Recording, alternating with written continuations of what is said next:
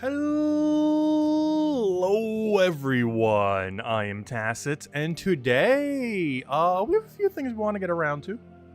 There's a small chance we will not be streaming tomorrow night, so we got to get all of tonight and tomorrow done, which is pretty much the game plan.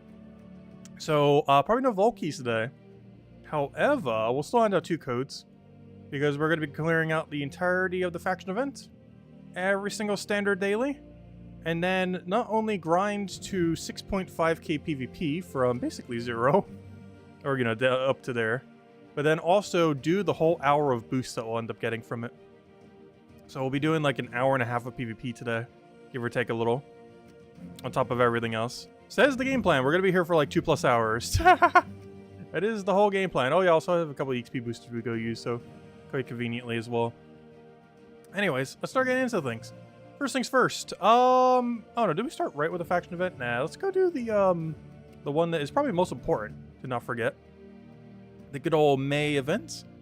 Still trying to get all of our points for the, basically free power orb. It's like a few hundred gems, to end up ultimately getting that. And that is what we're working towards. I need to do the math on it soon, because I think we can stop spending the 50 gems soon each day. I think we can stop, after tomorrow, or maybe Thursday. But anyways. Pretty standard team that we're still running with it. Nothing really needs to change, so we're just running the same thing as we have been. But anyways, hello everyone! Let's see. Oh wait, let me do it through the other thing. It's easier to scroll through. Hello, Hello, Daddy Shark! Hello, Mark! Hello, Bill Warhammer! Hello, Bill! Hello, Sonny! Hello, Loco! Hello, Draco! Hello, Chad! Hello, Jamie! Hello, Isabel! Hello, Hello, yeah! Hello, Logic Slayer! Hello, everyone else! Welcome, welcome. Hello, Mr. Z.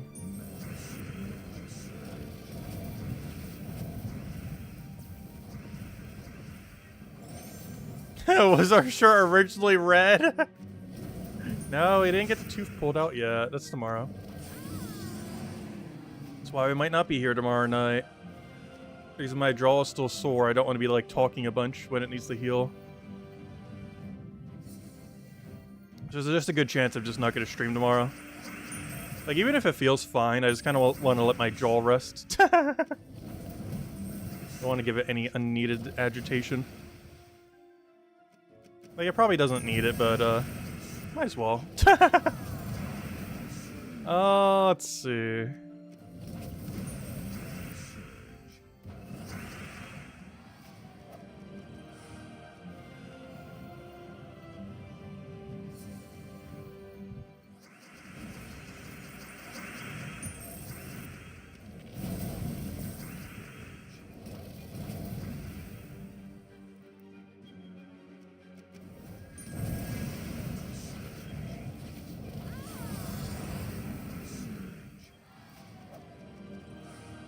But because of that, we'll be going twice as long tonight, pretty much. Because to do how much PvP we need to do, it's going to be at least an hour and a half. That's not counting everything else we're going to get around to.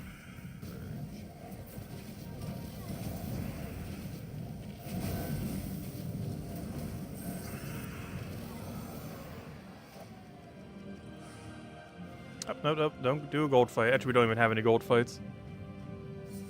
So hello, Lester. Welcome, welcome.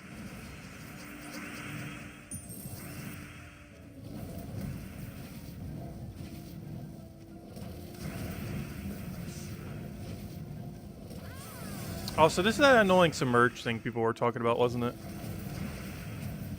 Oh no, that was for the other mode. Or was it for this mode? I don't remember. There's a submerge thingy in some mode this week.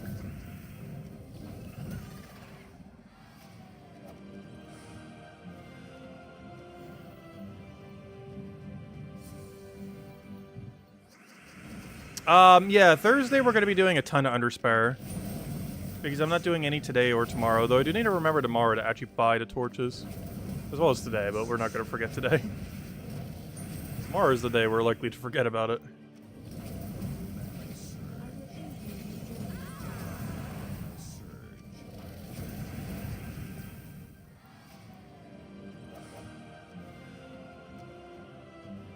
Alright, there we go. Did I ever buy the golden pet yet? I believe I have. But let me check. How would I even check? What's it called again?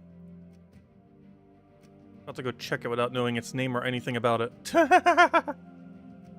It is called the UNEF.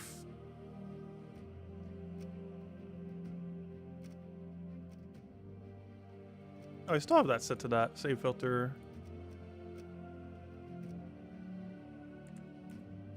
Yep, there it is. Alright, just making sure.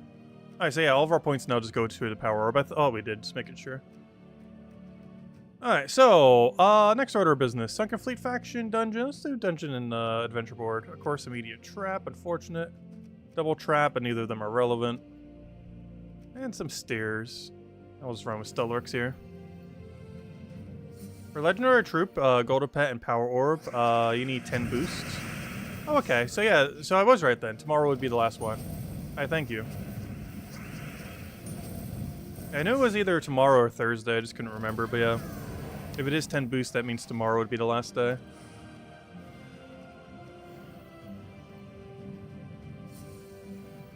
Yeah, PvP is in a really annoying state right now, to say the least. The main contributing factor is definitely Stellarix and or Takshaka. Though even without either of those two existing, it'd still be kind of rough.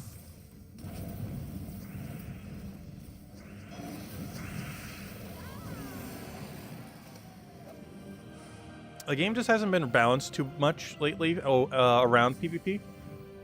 Or at all. No, particularly PvP.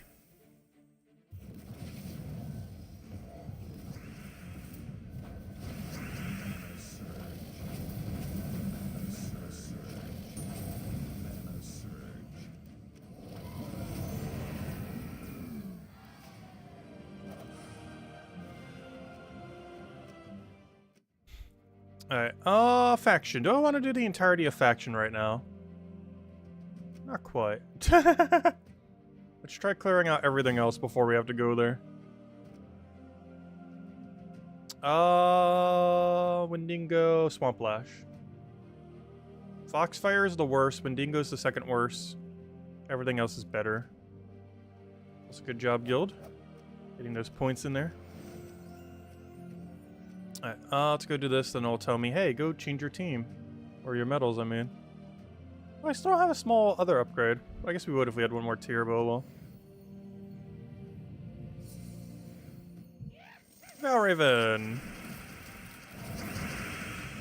Oh, I forgot, I still have my Queen Titania in first slot. They obviously are not meant to be there, but for now, that's fine.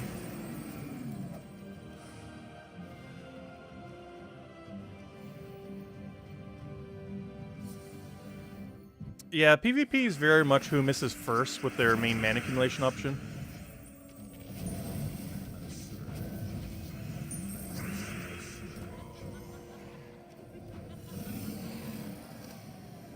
Dead currency on Adventure Board. What is it, Warcoin? I actually haven't looked at Adventure Board today. Though I did see I need 150 red kills, though. Which is actually kind of convenient. I will be doing a ton of PvP tonight. Because in all those PvP fights, I would assume we would get 150 red kills. Or sure hope so, after doing an hour and a half of PvP. You'd have to win very slowly in PvP for that not to be the case. Hello, Nightmare. Welcome, welcome. You'd have to be glacially slow in PvP to not get away with an hour and a half of it not being 150 red kill. In combination with everything we're doing prior.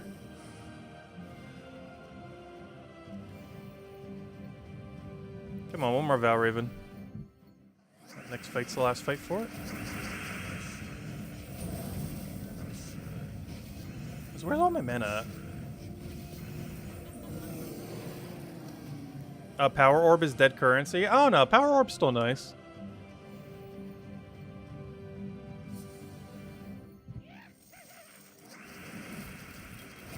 You never know, because they could be adding an Orb Mythic at any point where it's really viable to have multiple. While the current 3 you only really ever need one copy of. Those being, of course, Solgoth, Catharix, and Enraged Carandera. However, they could very easily add one where running 3 is viable. Which means you would end up needing 24 Power Orbs for one single Power Orb release. So you never know. And if you only have like 15 power orbs, then you need to get 24. That's gonna take a while. Hello, Chris. Welcome, welcome. Hello, Sushi Ninja. Welcome, welcome. Read your question. Are gold battles better? Normally, yes. This week, no. This week, the worst one is Foxfire King, and the second worst is Wendigo. The scoring system is on their website over here. But, no, this one's not rarity order.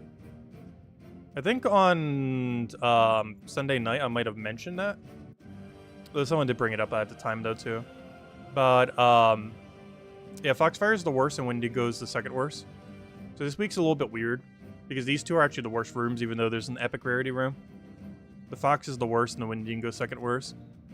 This shouldn't really matter much once you get to 31 plus. And if you want to keep it simple, just don't take Foxfire King, and you're going to be fine.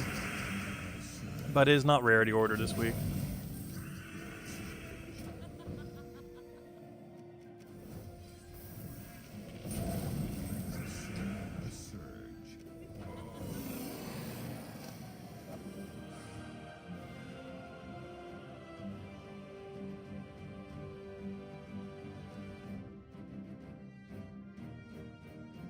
Alright, there we go.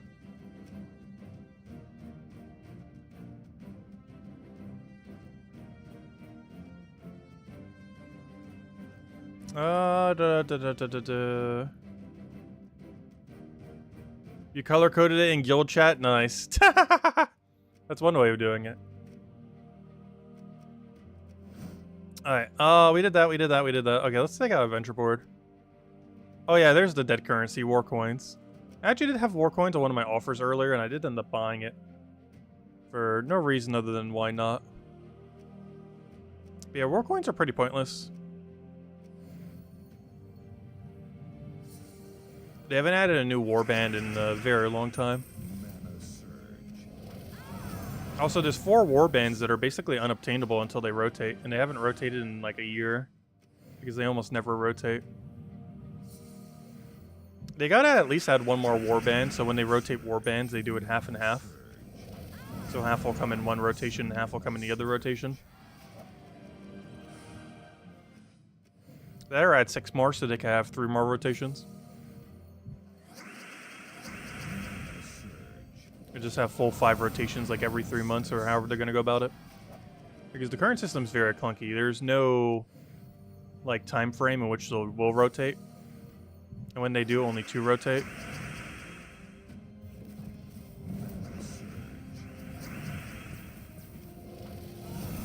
And new ones come in extremely sporadically.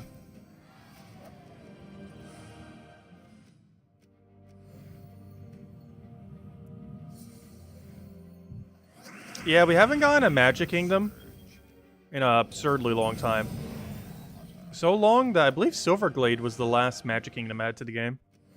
And we're talking like 2017, 2018. There's a good chance we might never get another Magic Kingdom. They're really, really, really, really, really powerful.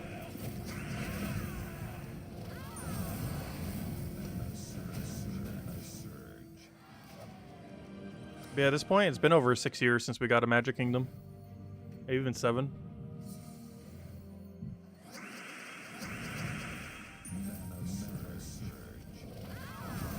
We are still getting more permanent magic, though, as the other ones start reaching 30 star and everything. It's not like we're not getting it. But, it's not like we're not getting more magic.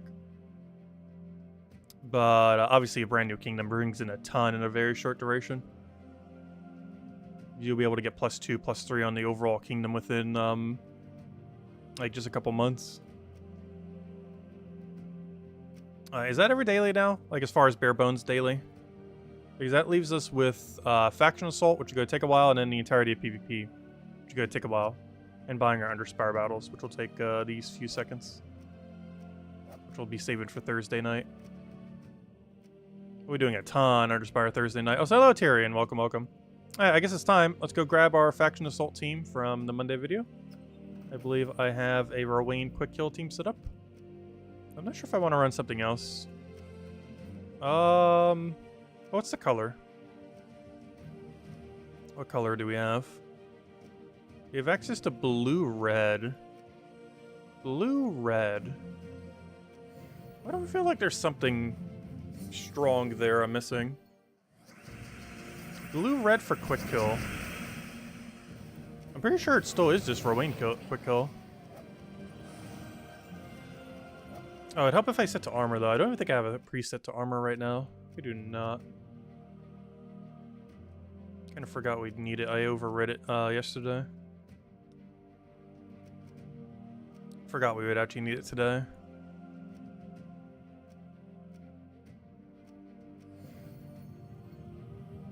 Tesla's not quick at this low of a range, though.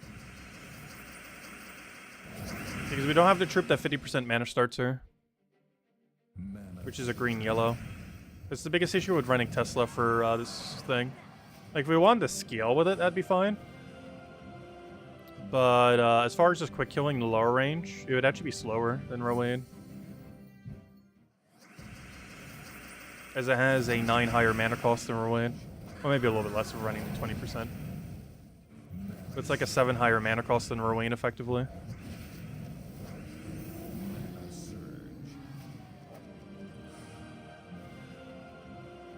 We could run Stellarix. True, we could do Takshaka Stellarix, but a lot of times Rowan's already getting full mana anyways.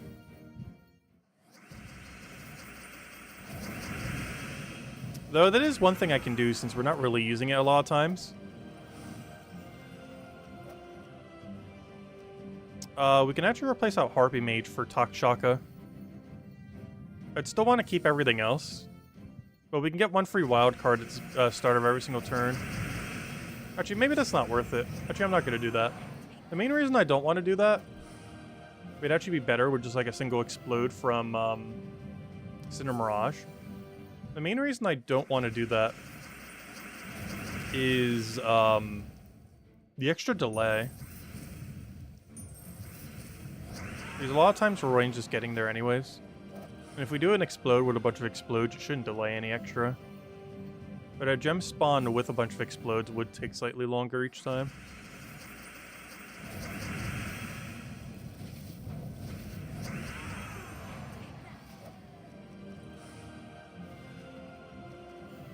So we're just gonna stick with the classic.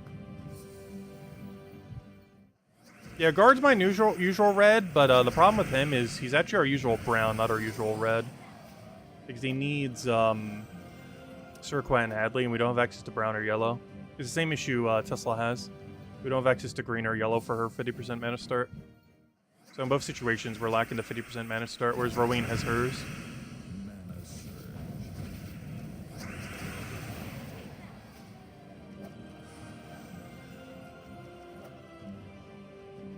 Oh, so did we just hit him through Submerge? Oh, no, he took a skull. I was gonna say, how did we hit him through Submerge? Oh, so why on earth does that guy have Submerge? This could be annoying. I don't have counterplay on this team for that. I guess I could replace our hero weapon. The closest thing we have is cast Mirage Queen. Which is perfectly fine.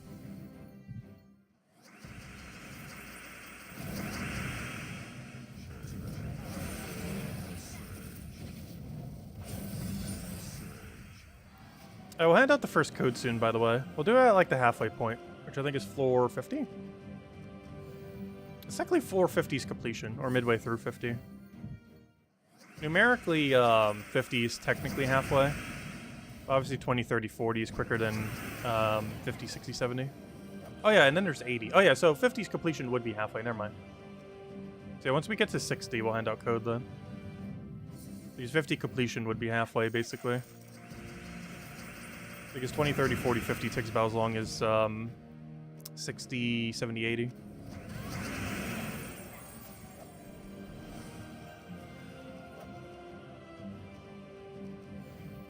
So I'll hand out one then and one during all the PvP grind. Probably around the time when we run the boosters right beforehand. Because first we need to go earn a bunch of points and then we'll get the boosters going.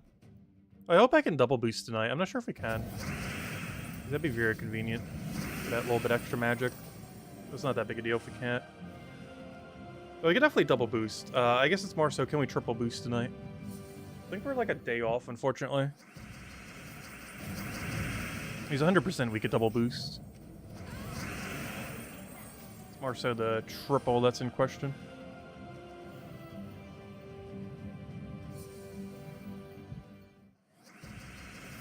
We're doing about an hour and a half of PvP tonight. Since we'll probably won't be around tomorrow.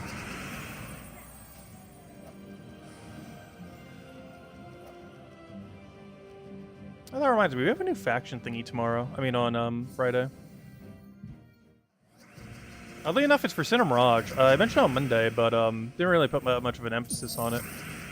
But we are getting 20-star Cinder Mirage this Friday. That's an extra permanent attack. These little buffs do add up over time. An attack might not seem like much, but you compare it to like our total damage on a given mode. It's like a 1% skull increase on average. Which getting multiple of those, that starts that up pretty quickly.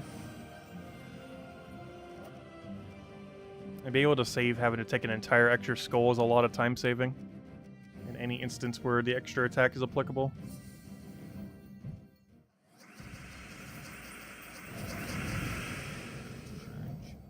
Gosh, I want an annoying Submerge guy. The worst part is, I think he's in first slot on both the first and final fight, which is why we're seeing him so often. Yeah, it's Steps of Sin event weekend, which means we're getting a Cinder Mirage troop, which means Cinder Mirage gets 20-star, which means we get a permanent attack. The troop itself is really useless, though.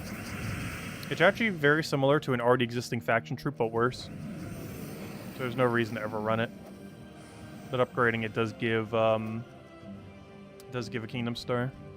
Well, assuming you have every other requirement for 20-star. Which I forget what the full list is. I don't remember what the hardest requirement is for 20-star. I know you have to max out the hero class. Which, given that the hero class is dead content, I guess that one could be hard.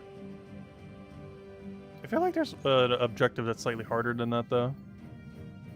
I don't remember which. Is it like 2 pets max or something? I know there's something annoying about getting 20-star. It's not 2 mythics, though. I believe that's 21. So you do need a mythic. It's a little bit harder because I believe that place only has 2. Since they never added all the Apocalypse troops to that kingdom yet. Nor will ever, probably, at this point. 1 mythic, 2 max pets. Oh yeah, that's the hard one. Oh yeah, that's what I thought. Yeah, the hardest thing about 20-star is 2 max pets. I guess technically a hero max level, but hero max level is not that bad. You can grind it out in a day if you really wanted to. Well, maybe 2 days. A day's pushing it a bit. In a single weekend, you can grind out a max class if you really had to rush it. But yeah, the hardest part is 2 max pets. Which these days, as they keep adding more and more pets, is a little bit easier. But I would say 2 max pets is the hardest thing about getting a 20-star kingdom.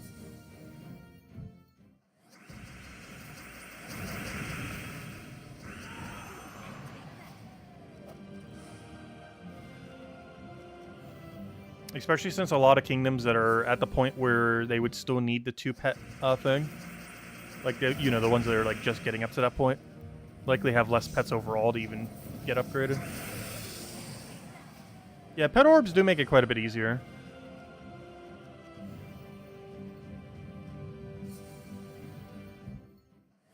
Oh yeah, pet leveling does take, I mean, class leveling does take a while. Like, maxing every pet in the current state of the game is like a 2-3 year grind, realistically. Unless you really, like, power grind it. Like, the most efficient methods in the game is around 28 hours per class. And there's, what, 38 classes these days? Wait, what's that total time? Let's assume 28 times 38. Like, there are some slightly more efficient methods, but that's 1,064 hours. So you can expect to spend a little over 1,000 hours maxing every class in this game. Which is definitely a pretty hefty amount of time. And obviously it's going to take longer than that, because generally when you're gaining XP, it's going to be slower methods. However, you also have to keep in mind, a lot of XP that you gain for your classes are pretty passive. Like, if this hero class wasn't maxed, or, you know, any hero class in the game, we could be running any hero class there for 2 free XP per fight. And all this would be passive XP, since we'd be doing this anyways. So this isn't actually class XP farming, but we'd be getting, like, tons of class XP. Like, we'd be getting upwards of 100 an hour without actually even trying to get class XP. Yeah, you can gem it on events. I have done that. To fully gem a class, though, is pretty expensive. It's like, what, 5,000 gems or so to max a class? Like, if you were to do that for every class, it's over 100,000 gems. Which is generally not viable for most people, especially as they're progressing through the game. Like, at the point in the game where you're trying to max every hero class, you don't have the spare gems to be spending on maxing hero classes. It's kind of a weird thing with how expensive it is. Because the main people that need to max hero classes do not have the gems required to do so. And the people who no longer need to max hero classes are the ones that actually have the gems to be maxing hero classes.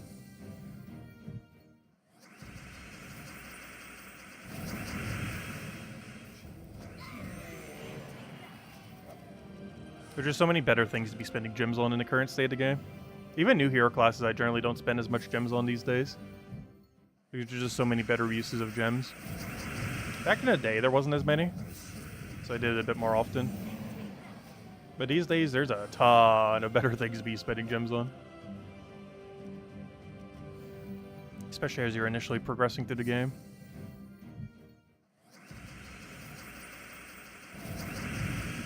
Oh gosh, Tyrion, have you gotten that high of a level?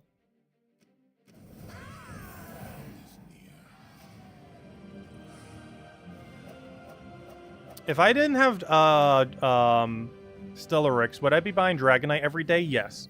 We did that for Diamantina for like 4 months straight. We went so dry on that.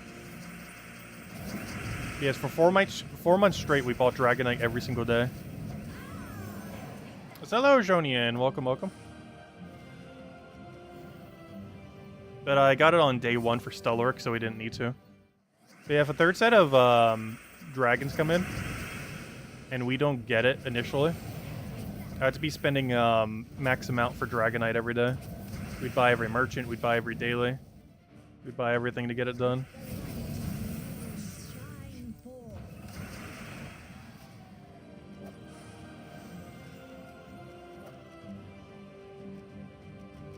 Alright, we said we'd hand out a code right here. Let's go hand out code. We'll be handing out 2 codes today.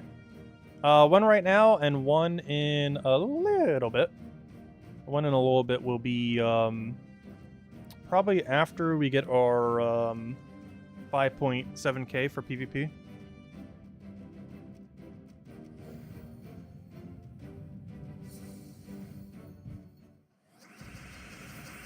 Do we need a new set of Dragonite dragons or new Power Orb Mythic? You mean which one do people want more? I personally feel like people thematically would want another set of dragons more, but resource-wise would want another set of Power Orbs more. Like, I feel like another set of dragons would be more useful, but another Power Orb troop is basically free. Because most endgame players have more Power Orbs than they ever know what to do with. So whatever they release for that is essentially just a free, decent troop. Whereas a new set of dragons would be more expensive, but likely overall more useful. Especially if it's even remotely close to the power level of Stellarix.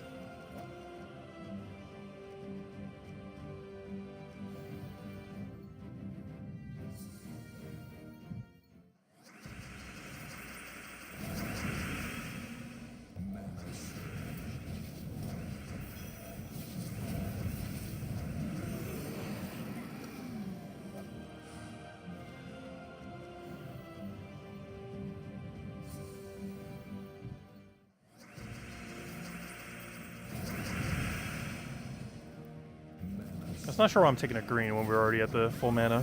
We were gonna get full mana by next turn, regardless of what we took there. Yeah, we'll have another code in a little bit. Because we're going for a good amount of time tonight.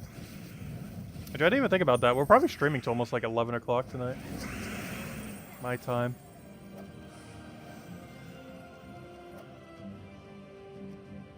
But it's likely because we're not going to be streaming tomorrow night.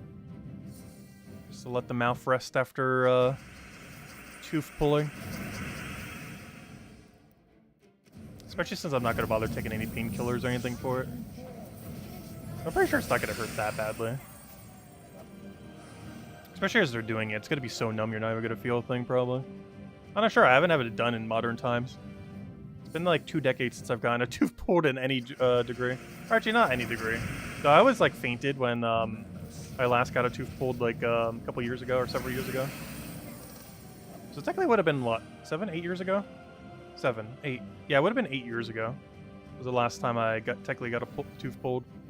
But I was unconscious for that, so. It was physically impossible to even feel pain.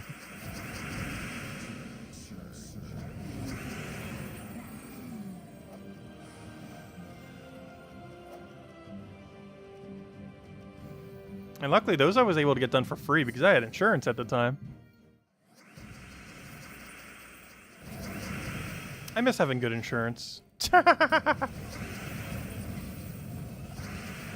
It's nice just walking into a medical place at any point and being like, hey, this is free.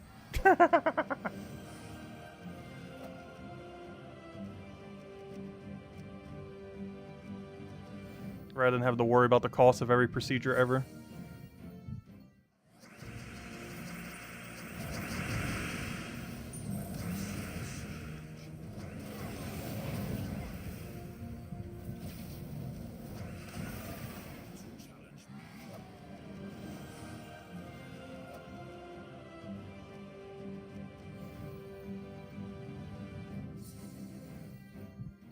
Even though I technically have a form of health insurance right now, I have not had good health insurance in 8 years now.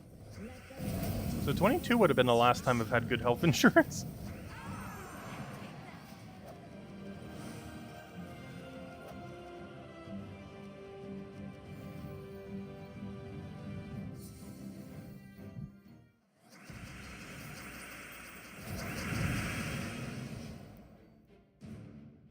Oh no, it wasn't that bad.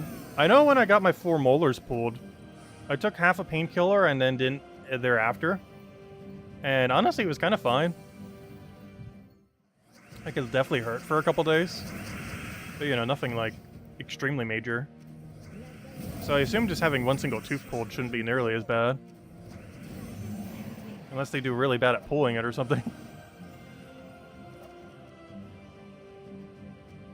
Because I had 4 pulled and barely even felt it after a couple days.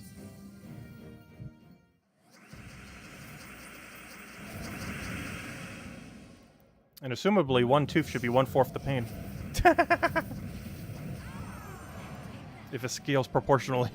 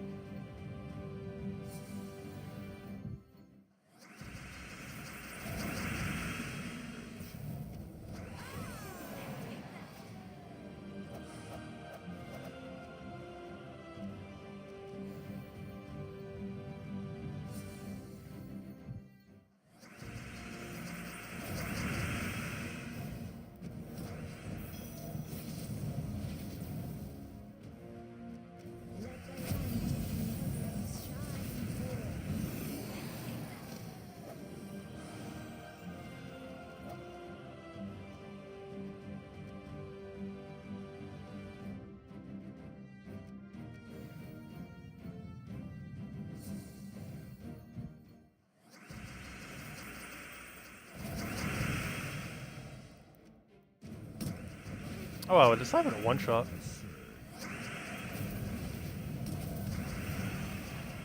But that is. What even just happened? What a chain reaction.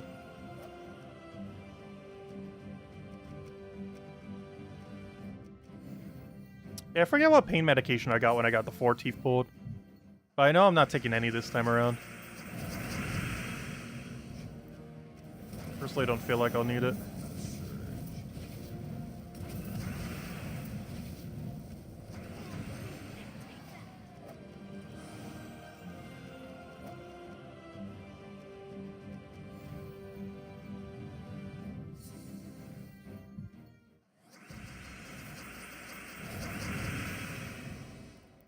How about a new mathematician boss, human troop, that you craft with, no. I did see the other one that was Bananite as well.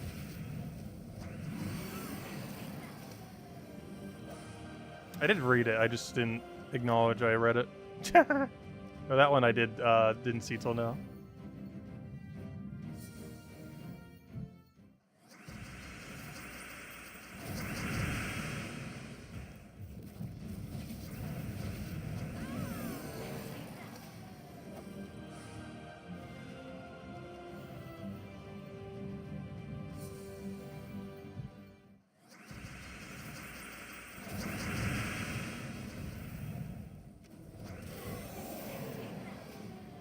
I say 69 all the time.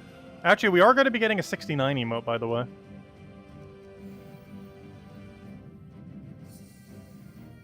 The 69 emote is coming. Though it is 100% safe for work, obviously. So we are getting the 69 emote.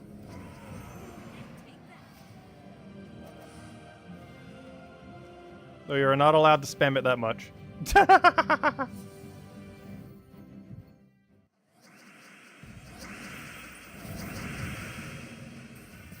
No 69 wars. We may have one back and forth exchange. Well, technically it's free YouTube engagement, but still. I don't want chat to just be entirety of 69s.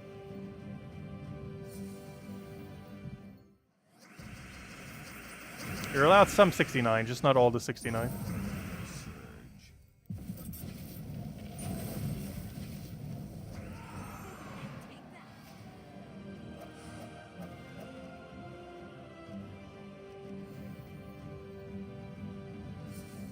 Lester.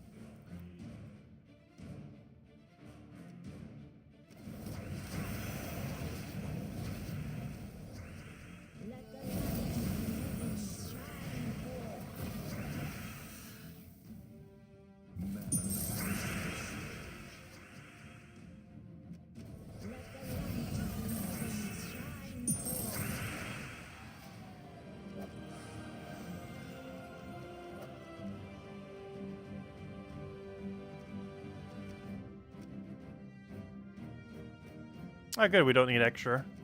Perfect. Yeah, a little forging snuck in next to the other orange. Alright, oh wait, I just ran that whole thing with armor? Oh wait, never mind, duh. That was what we were supposed to do. That was the correct mode for it. Alright, so the only thing left now is to do a absurd amount of PvP. Technically, I could just do 5.7k right now and do the rest later. Oh no, which one do we do? I'm not sure. What do you guys think? 5.7k tonight or 5.7k plus the hour?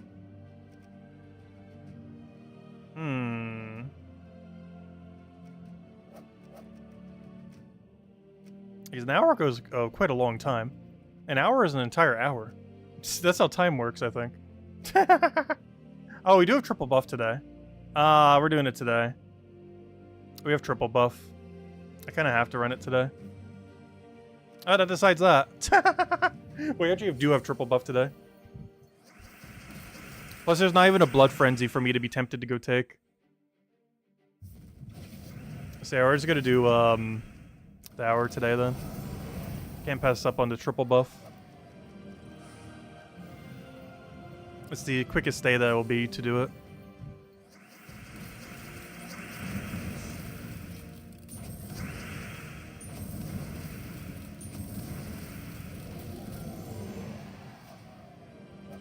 5-hour stream starting now? No, it should only take like another hour and a half, give or take a little.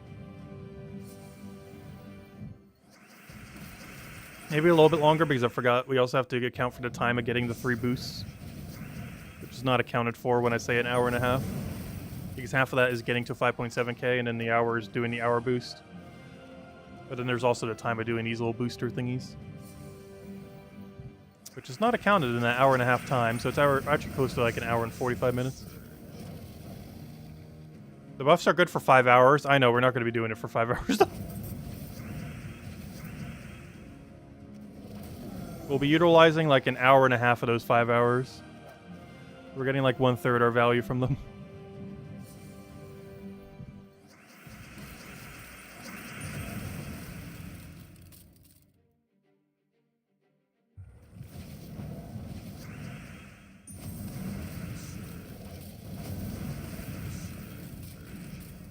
When can we expect a new bug date? Next Tuesday is the first viable date there could be. Next week's Tuesday. So either then or sometime later this month. Yeah, next week's Tuesday is the first viable date that could be a patch.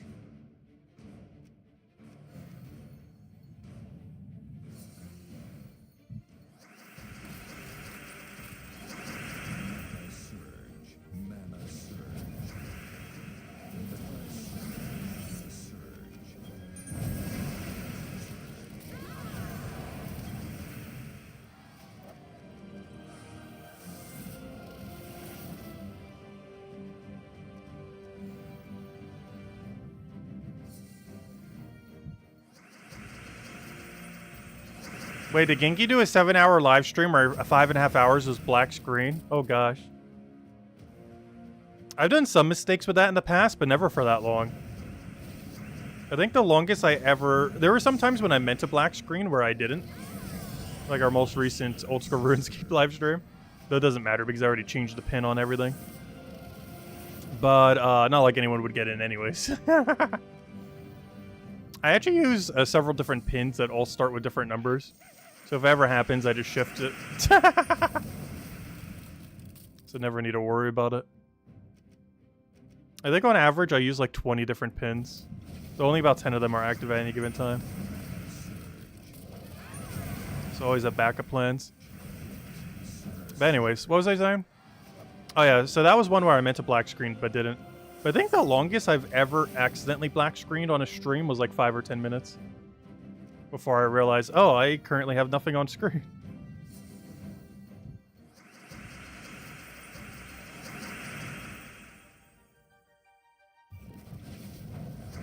It's kind of funny because sometimes when I close OBS through Steam, it actually still keeps running, but it's running nothing. So it's not like it's like streaming anything out. But it's running like a... It's like pretending OBS is open, but it's not actually open. But my camera light is still on as if it is and everything.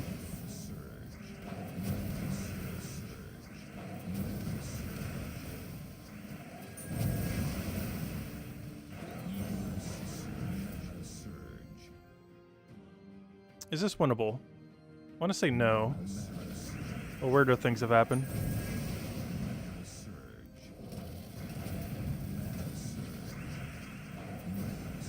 Now it's really not. We gotta get rid of the Valhawk for now. Sad. We'll find some more.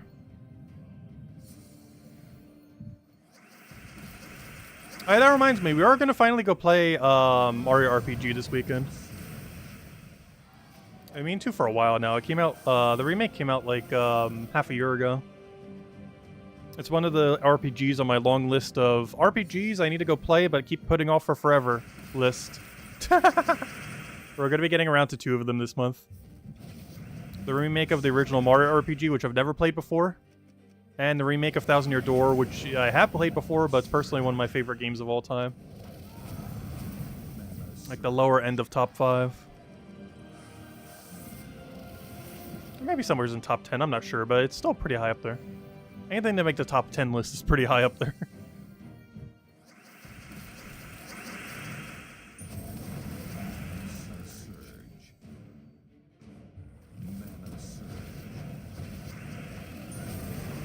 Because it depends like what category of game you're talking about. If we're talking like the single playthrough kind of game, or maybe not single playthrough, but I'm not sure how to really describe it. But like games that are meant to not have infinite replay value. Some of my favorite ones of all time on that list are like Sonic Adventure 2, the original Animal Crossing. Actually, I just realized almost all of them are GameCube games. It's kind of funny.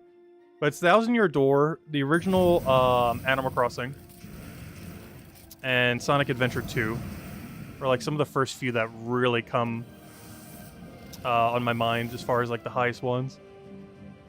Because I can't think of any recently that are like in that category. I would maybe say Slay the Spire, but I feel like Slay the Spire is supposed to be infinite replay value. So that'd be on the infinite replay value list.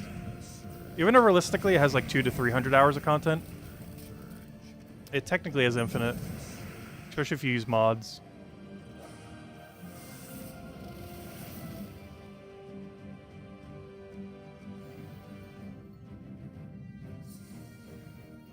Is that console or PC? Oh, it's on console.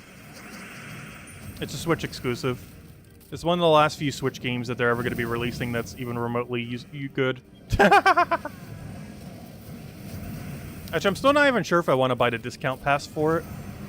Because I'm not sure if there's even going to be another good Switch game within the next year.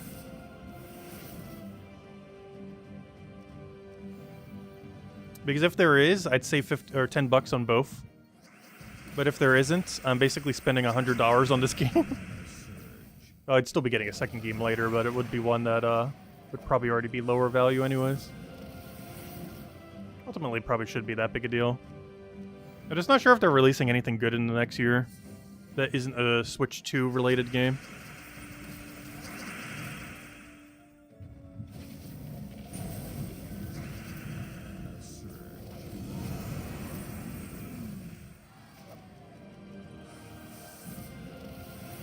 Because my other pass almost expired. Because in an entire year, I only end up buying one game for like 11 months, and then it's like, oh yeah, I still have this other pass. Should probably get another one. So they really slowed down releasing anything. Because in an entire year, there was only one game that even remotely interested me. And it was Tears of the Kingdom when we did it. Actually, we did that almost a year ago. That was, what, May 10th of last year? Somewhere around there? Yeah, it's almost the 10-year anniversary of, Tears of the Kingdom. I don't know. I have mixed feelings about Tears of the Kingdom. Obviously, I'm not a big fan of open world games. But it's definitely the closest an open world game has gotten to being like, oh, this is fun. But, I don't know. The crafting system seemed really interesting, but also a little too sandboxy. The puzzles seemed like they were all brute forceable, which is both a good thing and a bad thing. I know with the first game, it was annoying because there were some puzzles that if you just didn't know what the answer was, like you're never getting it. But in Tears of the Kingdom, like you could brute force literally anything. Like there might be an intended method, but there's at least like 20 other ways that you could get by it without using that method.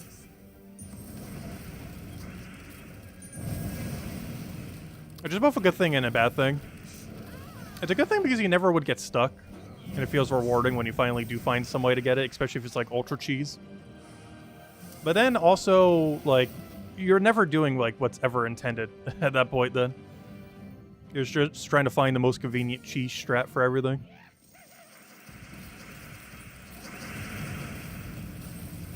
I'm pretty sure the cheesiest thing we did during that was how we found the 5th sage, or whatever the final sage was. Because I'm pretty sure the method we used to find it is not intended.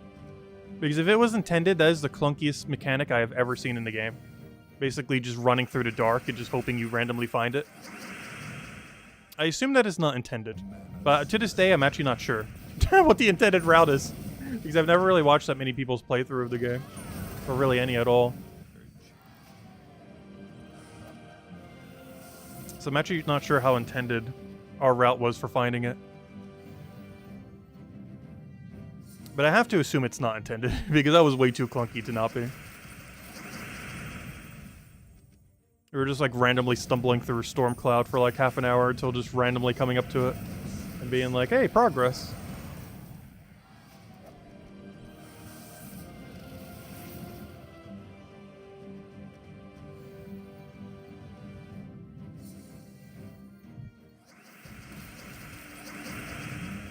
And I'm still curious what the next Switch will end up bringing.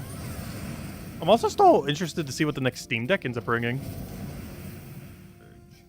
Because honestly, I feel like I would use a Steam Deck a lot these days. More and more games are getting support for it. More and more games are just overall getting compatibility for it with how they keep changing that one Proton thing. Which allows Linux or whatever it's running to run PC games a little bit better. And by that I mean Windows games. I don't think I'm going to get an original Steam Deck, though. Like, I feel tempted, but I know literally any year now they're going to be releasing Steam Deck 2. I waited out this long, I might as well just keep waiting. It is tempting to get one, though. There's always times throughout the day where it's like, I'd probably be using a Steam Deck right now if I actually had one.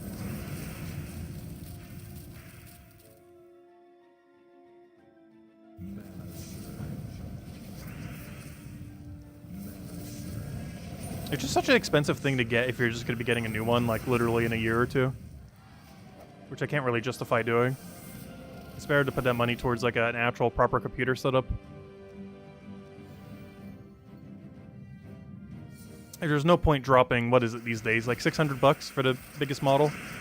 There's no point in dropping 600 when we just drop, like, 1,500 to 2,000 on a, you know, an actual computer setup. And it just gets Steam Deck 2 when it comes out.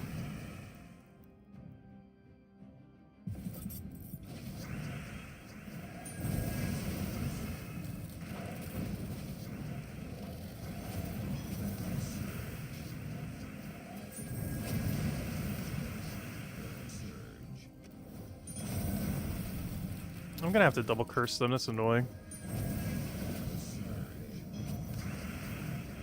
Top model's $800, yeah, it's pretty expensive. Oh, I forgot, they have the even more expensive OLED model now too, I forgot about that. Because now they have a max capacity OLED model. I think the previous max was like 6 or 7. But I forgot, they now have the OLED screen and everything too.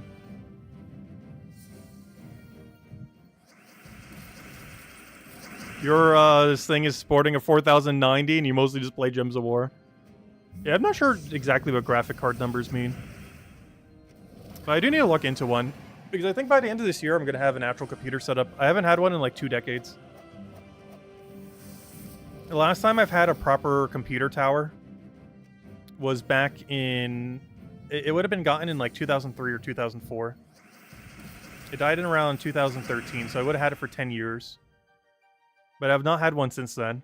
Which means the most recent model of a computer tower I've ever had was at the absolute recent 2008 model. Or, sorry, 2003 model. So, it's probably time to see what a modern PC can do. Because since then, I've just been running laptops. Just out of convenience. But, yeah, we'll finally get an actual rig.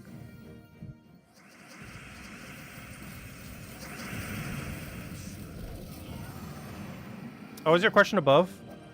Can you claim your Steam Deck as a tax write-off? I probably could. There's a lot of things I don't claim as a tax write-off. Just because I feel like it'd be weird to. That I probably could be writing as a tax write-off. Yes, I think I legitimately can actually write off a Steam Deck. It doesn't feel like I should be able to write off a Steam Deck. But I'm pretty sure I actually legitimately can write off a Steam Deck.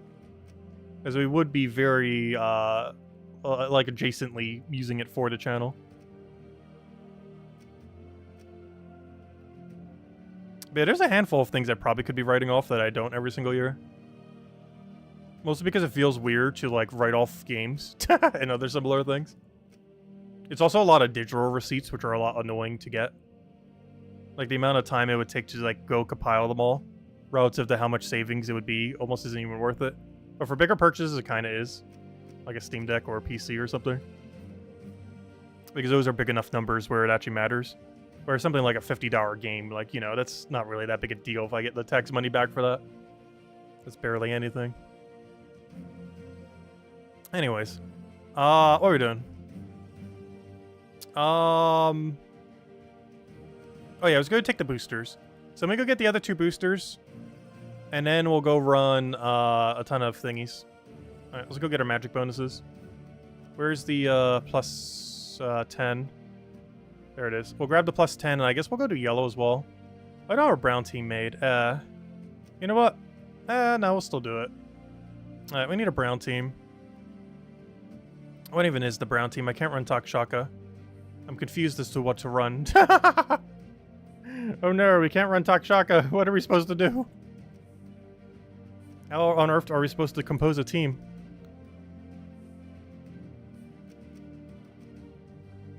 Wow, brown really needs more mana accumulators.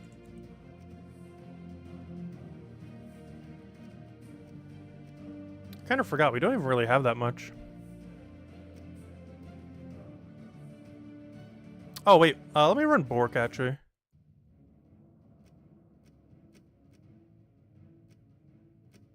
Let me go get a Bork.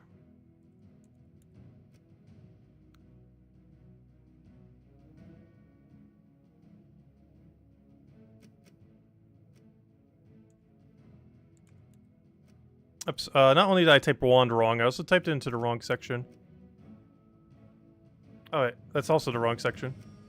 I will eventually type the word wand in the correct location, as well as spell it correctly.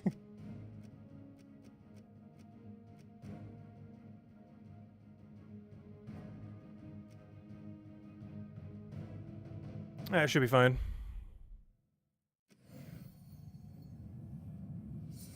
Why brown instead of Central Spire? Because I'm taking the boost right now. I'm taking our magic boost and then our yellow boost. This isn't for the grind. I'm doing this for the magic bonus. And then we're going to have to take the annoying yellow one. But it's 20 extra damage, so it's really worth it. Because right now we're just setting up our 3 boosts. Then we're going to hand out redeem code, and then we're going to do a whole hour of PvP.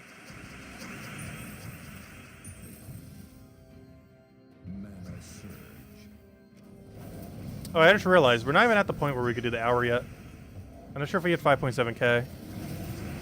I'm still getting all the boost right now, though. Then we'll get to 5.7k for not already, and I'm pretty sure we're not yet. And then we'll go and do the hour boost.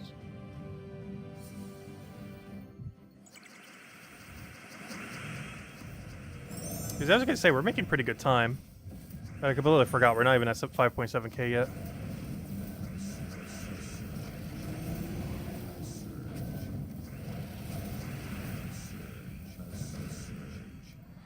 Hello, Brian. Welcome, welcome.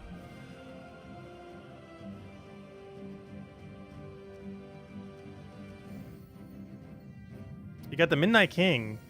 Are there any good options for him for sub-level 100? Midnight King.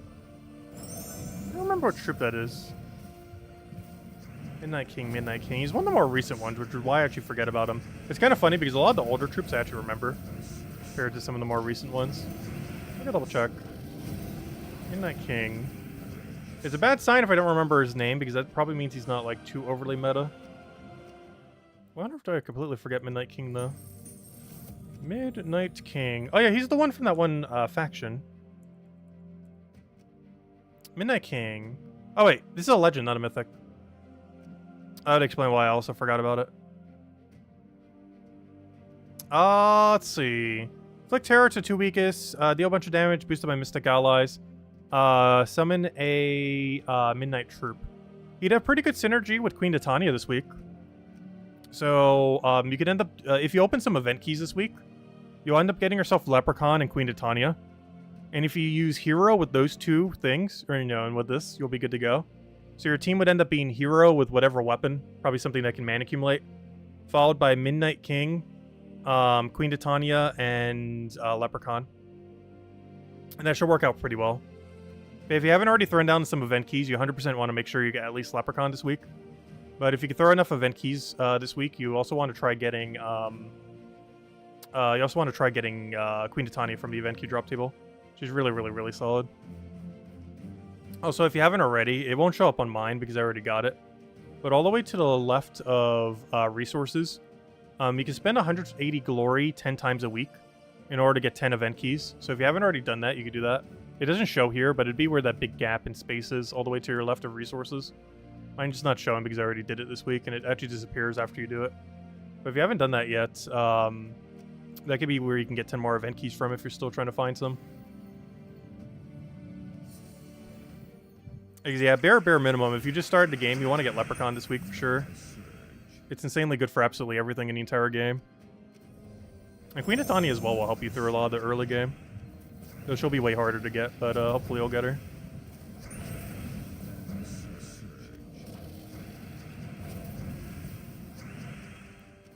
And also have a lot of good synergy with the troop that you just mentioned.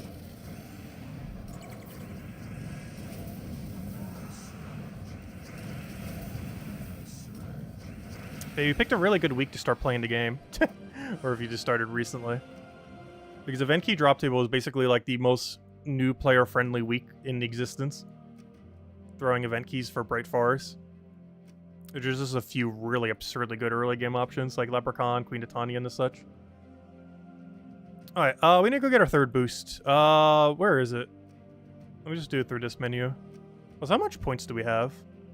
Oh gosh, are we gonna bother with the whole thing today? We might, I guess.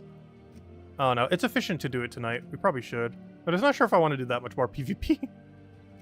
Gosh, I forgot. We still got to spend like another 15 minutes, if not 20 minutes, to go get the rest of our points we need. Then after that, we need to go run a whole hour of PvP. Oh gosh. Let's see. I guess we'll do it tonight. Because I won't be around tomorrow. And we have triple boost tonight, so if there's any night to do it, it'd be tonight. Anyways, let me go get our other thing. Where's yellow? This is 20 extra magic. Unfortunately, we're gonna have to do a really annoying fight for it. Yeah, I could use Elf. In all fairness, Elf's not the worst. So far from ideal. So why are you not fully traded? Oh yeah, you're one of the Pathfinders. I was gonna say, I don't have a non-fully traded troop. That would explain it. Alright, what do I want to build for Pure Elf in the current state of the game? Obviously 50% mana start's pretty nice. Weaver's tempting, though I'm not sure if we're running it for this, but I'll still put it there for now. Yagway, double Yagway's funny. Oh, we have Child of Summer. Yeah, let's do that. We'll do a Child of Summer Yagway build. Just gonna double up Yagway. I think that's the team. I could use Hero as Archer. Oh wait, I can use any weapon here, right? I'm actually gonna do that then. We can run Wand, Wand Archer. Technically we can run any hero class. Doesn't even have to be an elf. This is an elf, right? Yeah, it is an elf. Oh no, I guess we'll still keep the pure elf theme. Even though we're allowed to use any class there, might as well keep it pure elf. And then we change our banner to like red-green or something. Minus yellow, sure. Alright, sounds like a game plan. Oh no, you convert red gems to green. Hold up, this isn't the one I thought it was. Hold up, wait. I was thinking it was the other one. Wait, do we have access to the other one? Hold. Let me double check something. I thought this was, ooh, never mind, huh? Yellow to green. You doing your thing. Brown to purple. Our whole team does need green. I need red more than I need green. If we don't run in power then. Oh, time to bring out the Weaver. I think I'm going to, just so we don't have to deal with magic. If we know it doesn't synergize as well with Yagway, better just go with double Yagway. We can't run Queen Titania for this. She's Mystic Fae. Unfortunately not elf. She kind of looks like an elf, but she's not an elf. There's actually quite a few things in this game. Like, it's confusing, like, what's Fae and what's elf in this game. Because a lot of Fae can definitely pass as elf. And a lot of elf can definitely pass as Fae. It's kind of like the difference between mech and construct in this game. Like, they share a lot of similarities. Visually. I guess they're still technically distinct. But visually, they are very similar.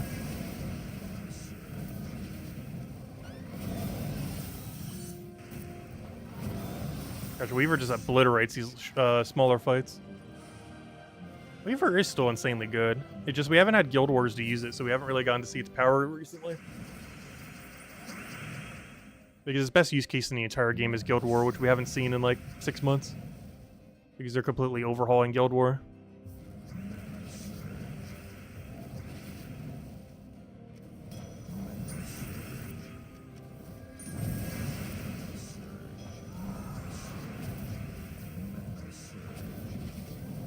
Unfortunately, now that it's double shot, it's not really worth casting.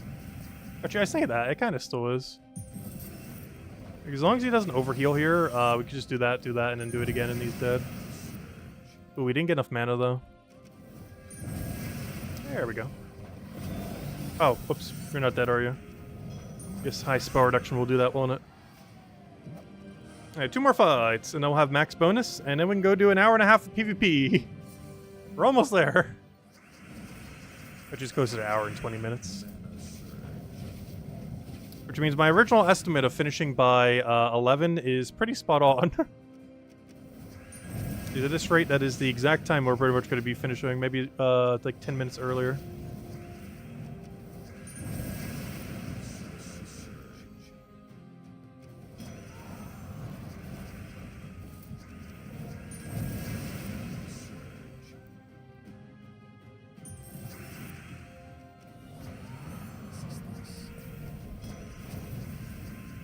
Oh, he almost got all his mana back. That'd have been convenient. Alright, one more annoying fight, and then we're done with the boosters. Then we just need to go and get our 5.7k, then we'll hand out code, the final code, and then we'll do an hour of PvP. And that makes it so we won't have to do it tomorrow, since we likely will not be around tomorrow. It'll be the first stream we miss in probably over a year. I can't remember the last time we missed a stream. Obviously we do occasionally.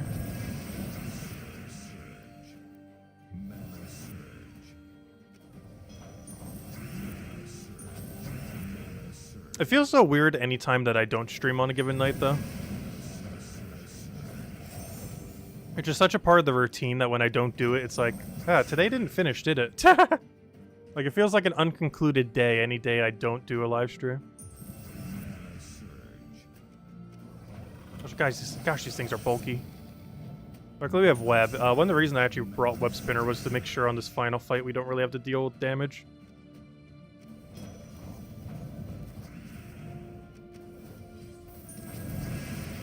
You rolled 50 event keys, half what you had.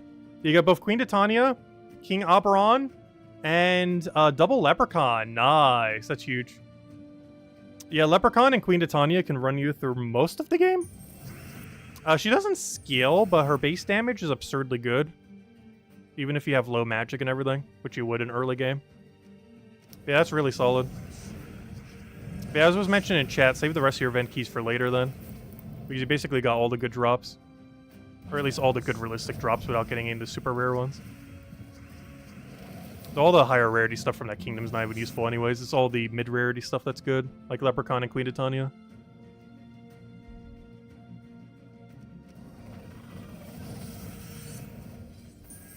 But if you just put like Leprechaun and Queen Titania on every team that you're allowed to at this point, you can pretty much just breeze through the game.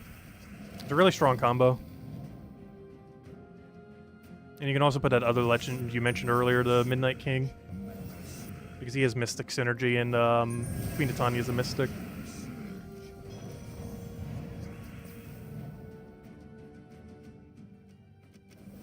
That's one thing I miss about early game in this game. You actually have to, like, think about composing teams. Whereas later in the game, you just run whatever the most broken option is. Once you have, like, everything or near everything.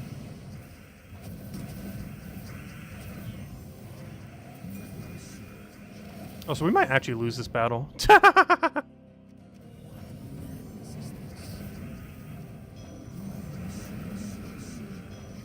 There we go. This is why I also don't take yellow booster most days. It's just way too annoying of a fight. But if we're going to be doing a bunch of grinding like we are today, it is worth it. Alright, with that being said, let's go get 5.7k. We'll do that, hand out code, and then we'll do an hour PvP then. And of course, we're just going to be using Stalwarts the whole time. as is expected these days.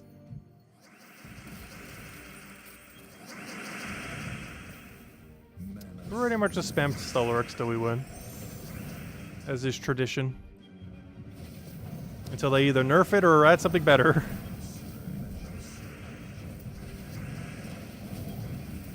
Also, it's funny, when I was checking the forum earlier, there's actually a post that's on Stellarex is way too broken. Which makes sense, that there'd be a post like that. I just found it kind of funny. Because I think it has like 1.5 billion comments on it. Because I was going there to check the event stuff yesterday for the Monday video. And one of the first things I see is like a billion commented post on Stellarex being way too broken.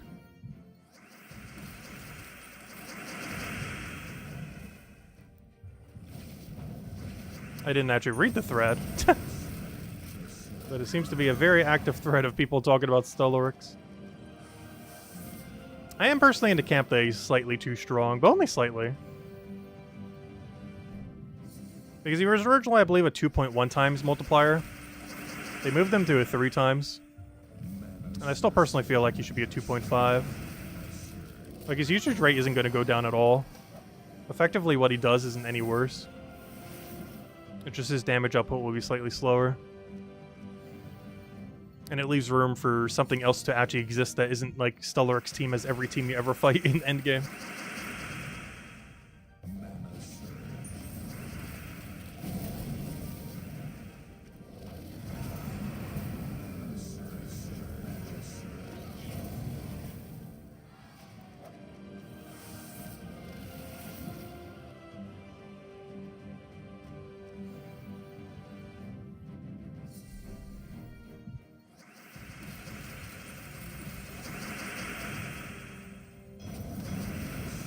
Yeah, it's always great to see new players for Gems of War. Gems of War is one of those games that, like, it grows, but it's always like a replacement growth, in a sense. Like, it always has new players coming in, but it's normally replacing old players, in a sense. Like, the graph for this game is basically like a very slow upwards curve. It's like the weirdest graph I've ever seen for, like, a game's player base number. Because it started low and then moved up, and then moved up very slowly. And very, very glacially. Like, a lot of games, they obviously have, like, a big boom when they first come out and then, like, die off. Like, the graph is, like, so standard. It's like, it'll have, like, a big all the way up and then vroom, straight down. And then it kind of stagnates somewheres there. Gems of War's line is, like, the weirdest thing I've ever seen for any game ever. He doesn't really follow, like, the standard curve.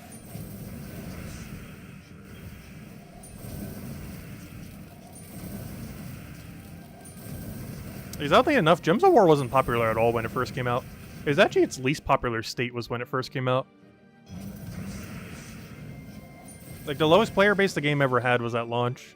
Which is really weird for a game. Just in general. For your lowest player base number to be when you launch. Though I guess you could look at something like Among Us. That's a big outlier, though. But Among Us started at, like, 1-2-digit number player base. And then magically became, like, the most played game of all time at one point. Or not of all time, but you know what I mean. In the current state of the gaming landscape, it was. Back in 2020.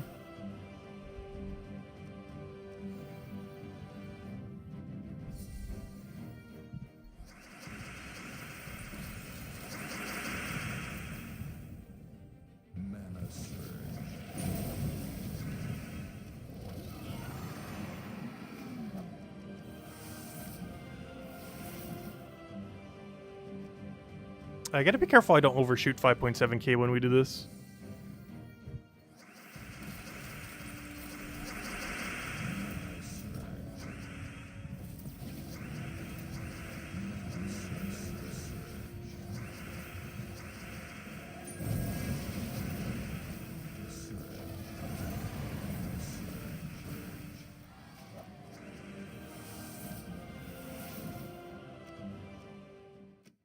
We're halfway there. We're halfway there.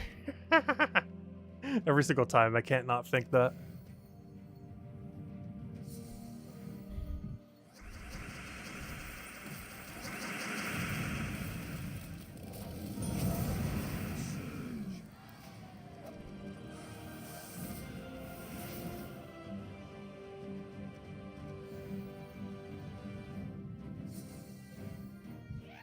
Oh!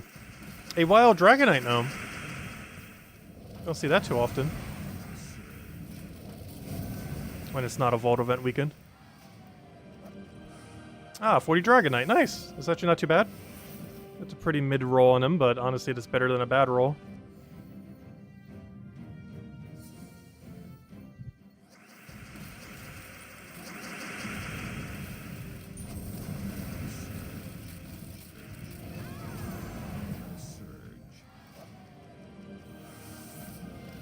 Speaking of which, not this weekend, but next week's weekend is Vault event weekend, of course. And we shall be grinding it. This weekend we're doing Mario RPG. Next weekend will be Vault event grinds. And the weekend after that, is that when 1,000 Year Door comes out? It might be, now that I think about it.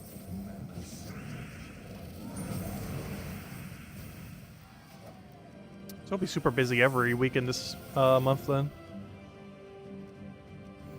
With one thing or another.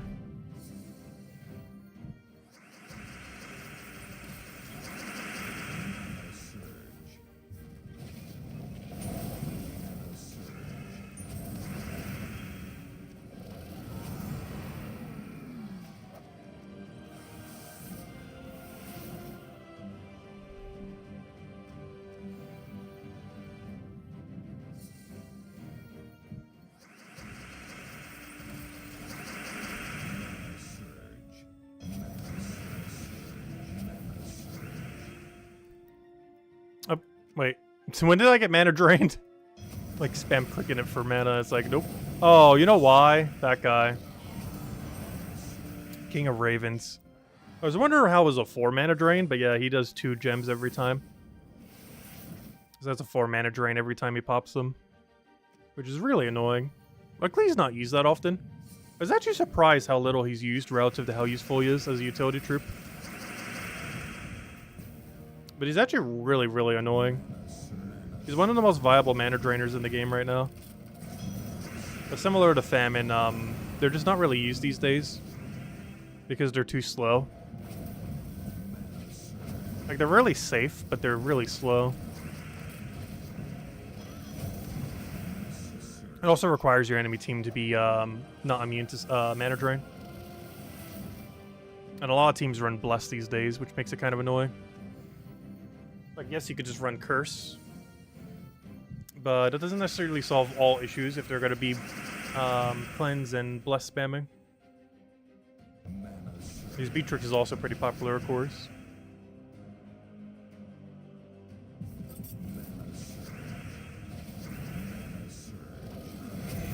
And that thing has a ton of Cleanse. Alright, let me keep checking because I don't want to overshoot it. I'm probably going to keep checking way too often. Honestly, I should try taking some of these harder fights. Whenever I see like an 70 plus, we should be taking it regardless how hard the fight is. Because we have a lot of extra magic right now. It's not going to be as bad. We're also not playing with 50% higher stats on them right now. So we have more damage and we don't have to deal with them having more damage. Doesn't mean we're going to win though. It does make it more likely. No! Come on, we're one shot away from winning. I don't know, it was worth a shot. Anyways, back to just taking the first one every time. Game plan.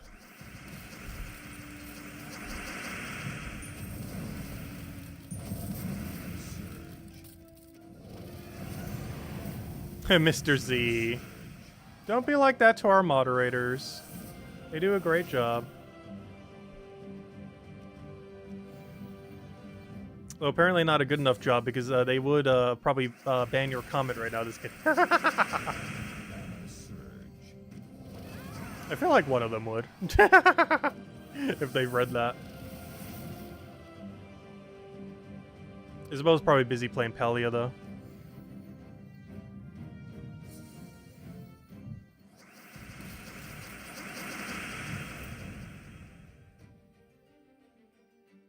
Ah, there we go. Yep, Isabel did it. See, she does a great job.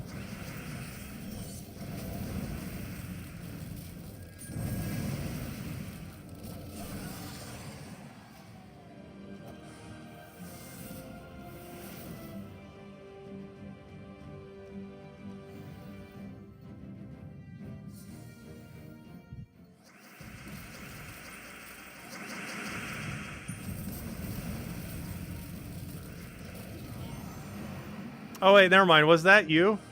See, Maximus does a great job. And Isabel.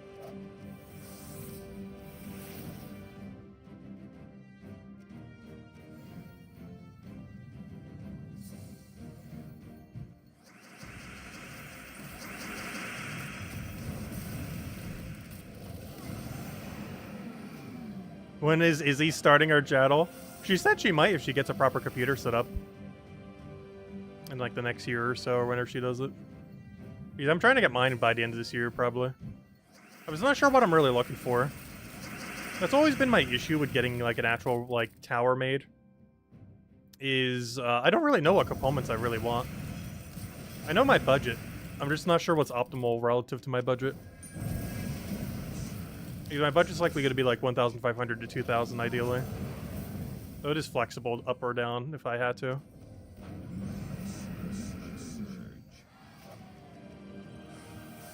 Is there not just like a website that can like check almost every location? And you just type in your budget and it gives you like a loadout?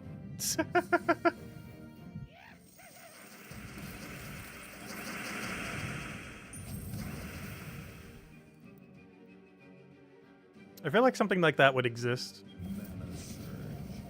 But it'd be hard to factor in any kind of discounts and stuff that are on various products.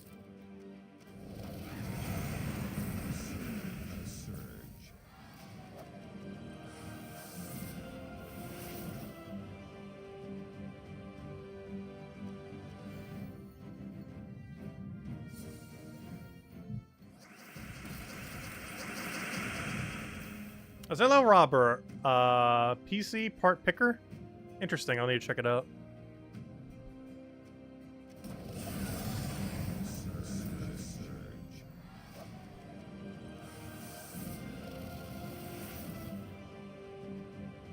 Oh, I never did hand out the other code yet. Let me go do that.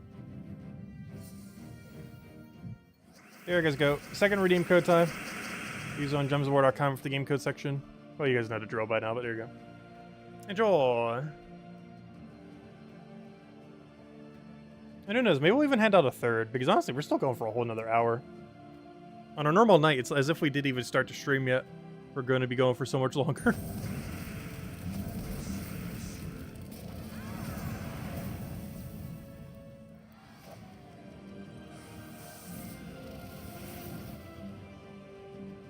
Alright, let me double check. What's our status on 5.7k?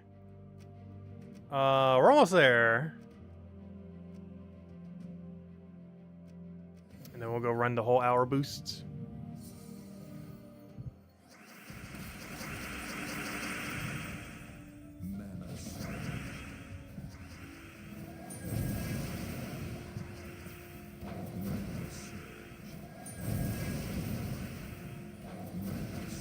I was about to say, I would love to have a turn.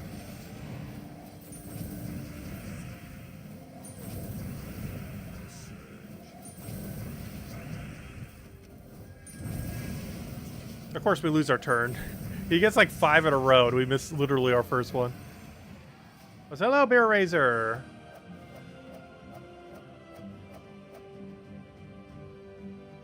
A poker roguelike? I'm not a fan of poker, though.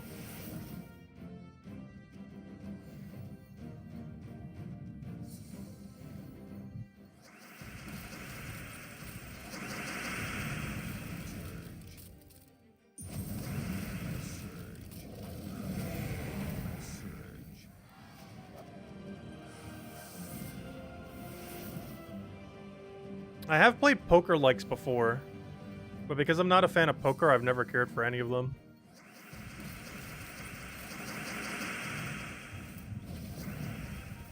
Which is kind of funny because there's a lot of like card games like that I actually enjoy a lot. Though I'm not a fan of poker at all.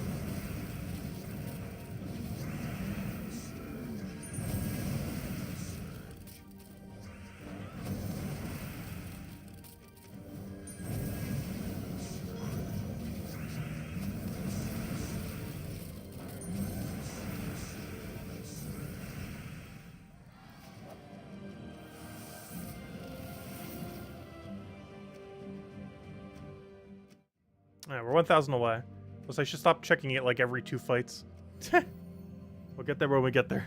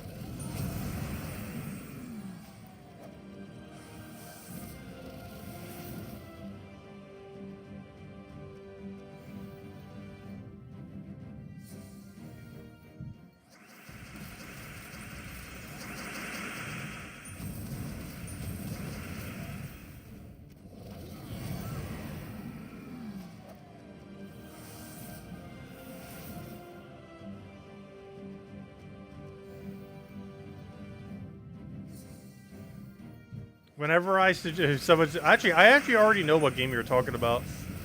I've seen a small amount of footage of it, and I didn't like it so much. I think I got like a few minutes in before I was like off the video. But no, I actually know what the game is already.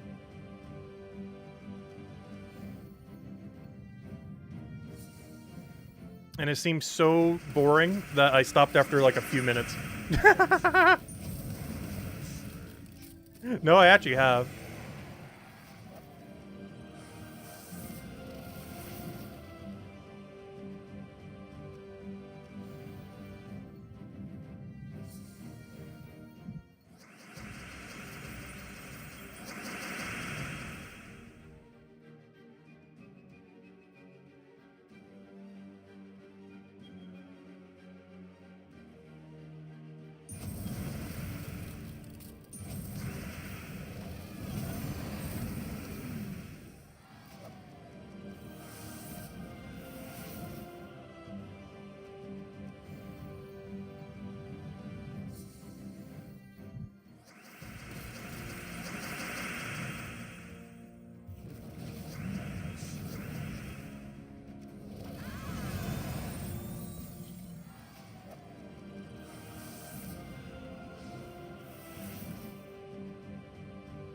I still haven't looked up orc massage. Oh no, I'm kind of scared to look it up. Maybe I'll look it up for you later.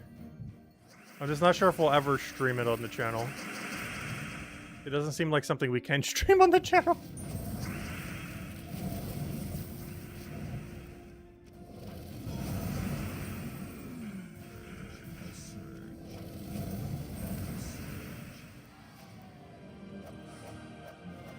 It's anime orcs? Does that make it better? That makes it worse.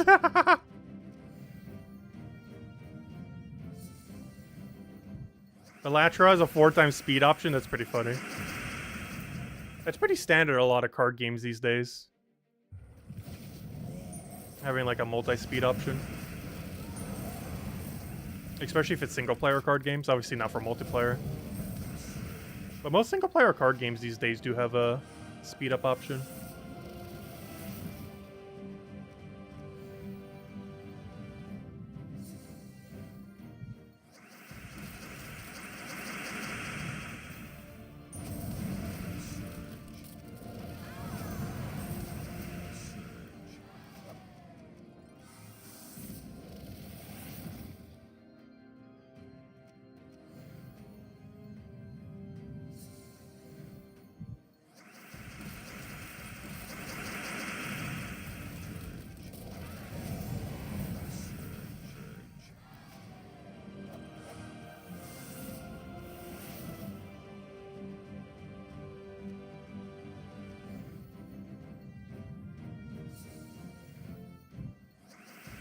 As in, adults only game? Yeah, that's why I thought we would never stream it here. Because I had a feeling it was something like that.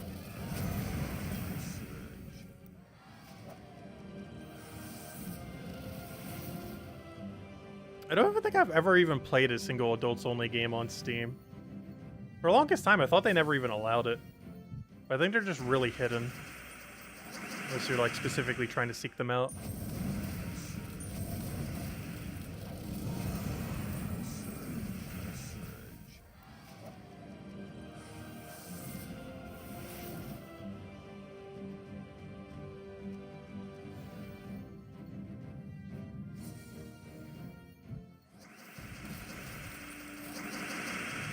AO stands for anime orc.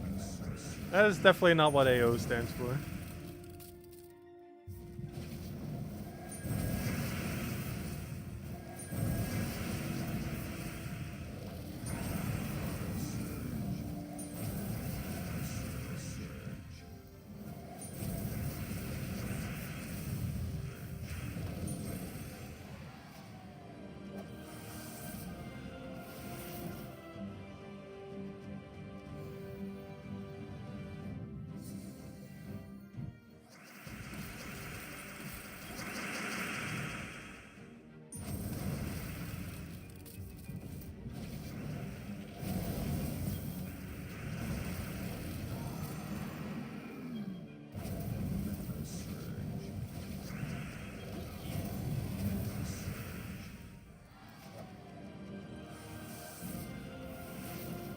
I just realized, are we above 5.7k now? Hey, we are, finally. Alright, let it begin. We can start the hour grind. And that'll bring us pretty much exactly to 11 o'clock at night. Gosh. It's gonna be a long stream. It'll be slightly over a 2.5 hour. Yeah, let's get it done. Won't need to do PvP pretty much for the rest of the week other than basic dailies. For a second I thought I did it incorrectly, but there we go. Alright, let's go do it. And now we do Central for an entire hour. Basically what we've been doing, except now we get more for it.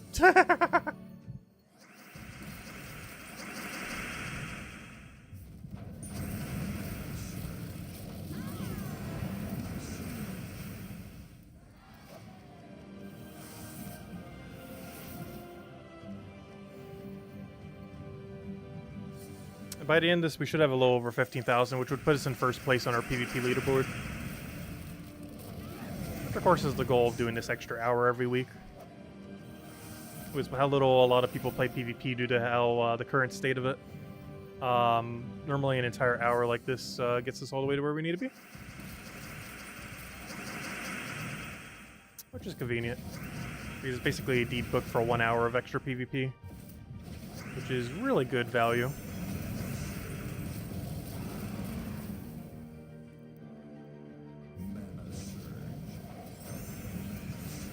I just wonder why we're not getting mana that gets stunned.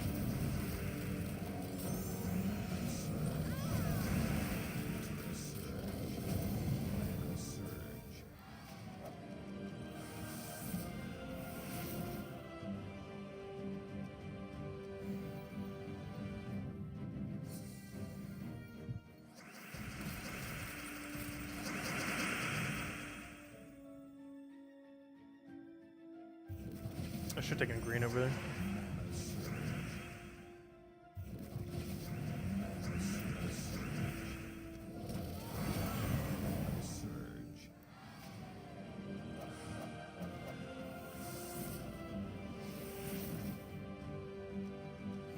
A bear razor? Oh gosh.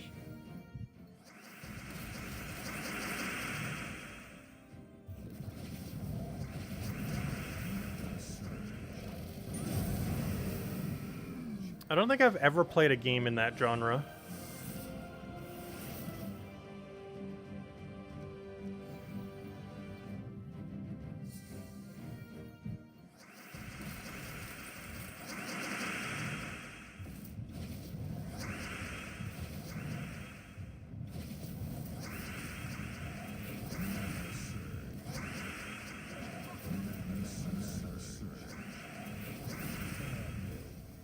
Also, I would love to have a turn. This team does like 0 damage per second and it's almost about to kill us. Just because it has like infinite loop.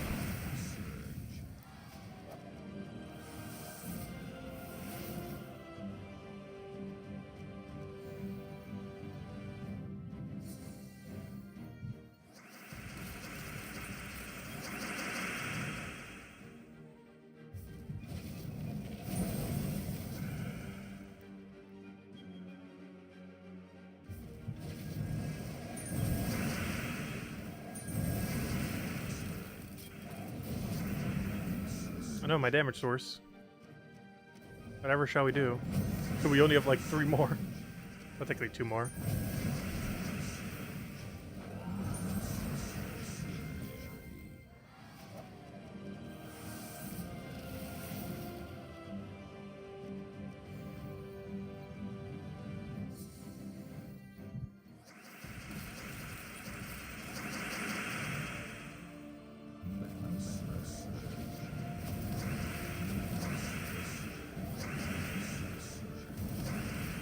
Oh, let's hope he doesn't get bless off.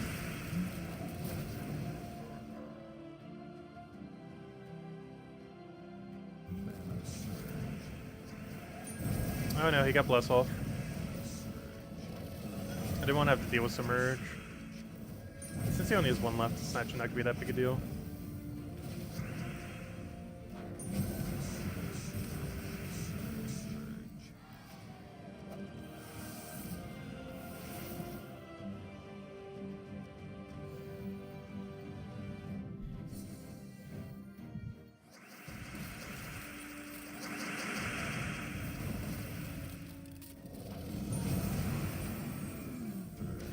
Lester went to the dark side.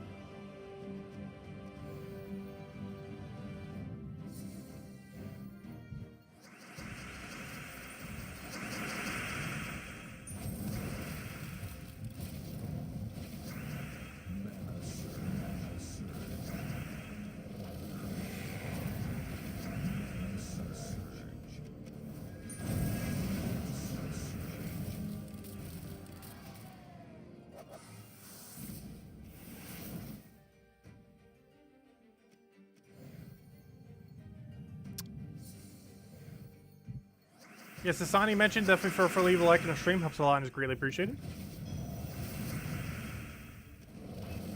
And at this point, we pretty much started tomorrow night's stream. We're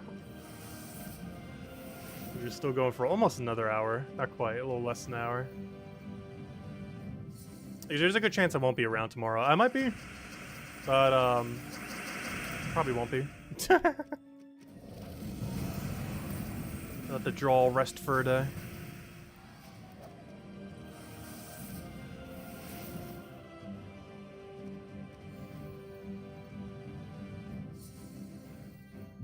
We'll be back on Thursday. So all the grind for tomorrow is basically already going to be done, other than just basic dailies. Which take under half an hour.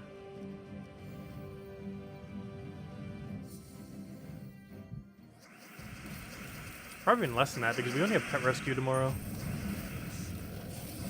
As far as like the extra event.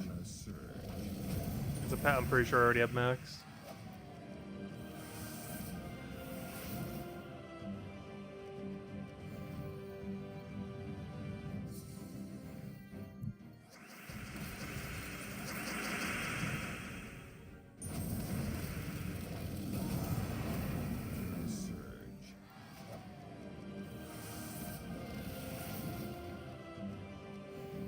Looks like there's a small chance watching any hero level here too.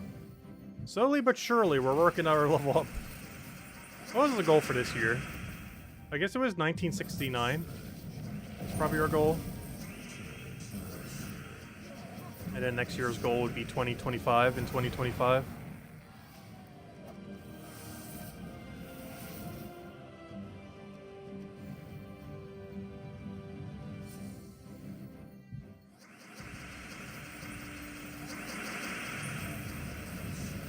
So I'm kind of behind if we're trying to hit level 69 by the end of this year. Because I'm at 21, we're almost at the halfway mark. We'd have to be at a bare minimum 35. Maybe even 36 to be halfway. Due to how the level scaling works. But at bare minimum, we'd have to be level 35 to be halfway there. Which means I have to gain like 14 levels in a month. Which at current rate, that's not going to happen. For technically 2 months. But it's basically a level every 4 days, which is definitely doable.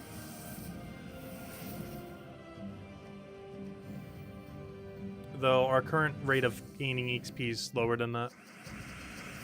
But it's still very doable to get that level by the end of the year. Actually, it's doable to get 2,000 by the end of the year if we really wanted to power grind.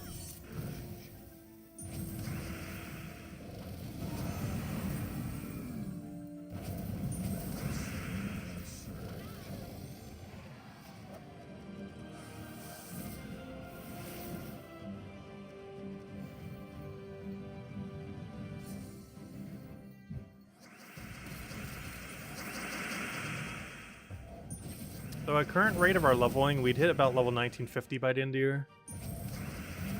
We definitely got to speed it up a little.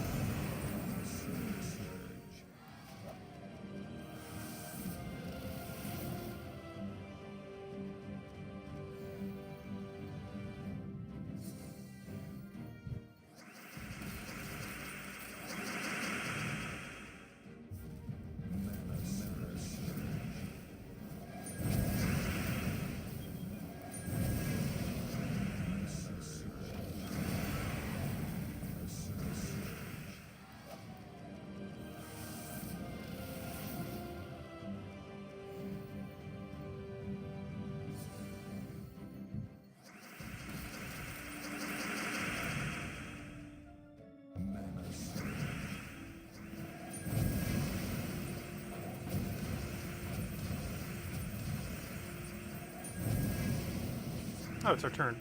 Wait. There's a chance.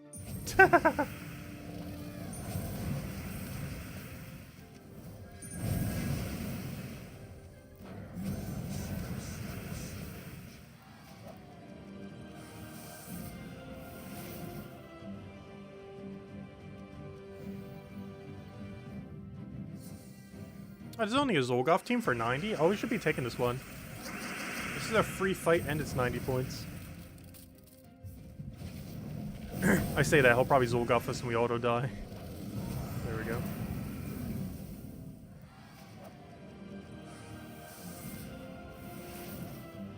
I was wondering why our points were so low. I forgot. We don't have Blood Frenzy.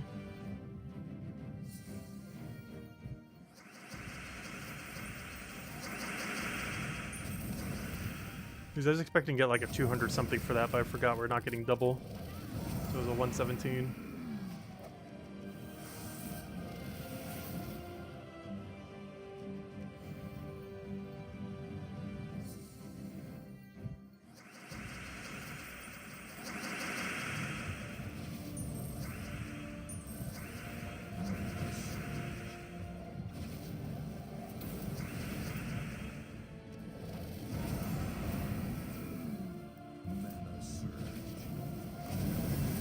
I know, my mana. It's been a while since I've seen that many Essence of Evils. I feel like it's fallen off a little bit in popularity. It's still really strong.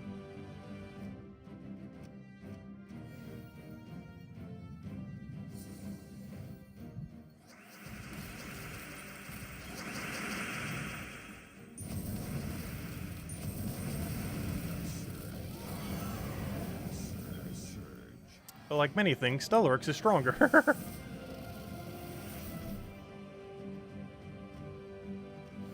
As I stated, we get almost back-to-back Essence of Evil. It's a little bit weird using Empress and Essence of Evil on the same team. Bit of a weird combination. Since they're both pure color green.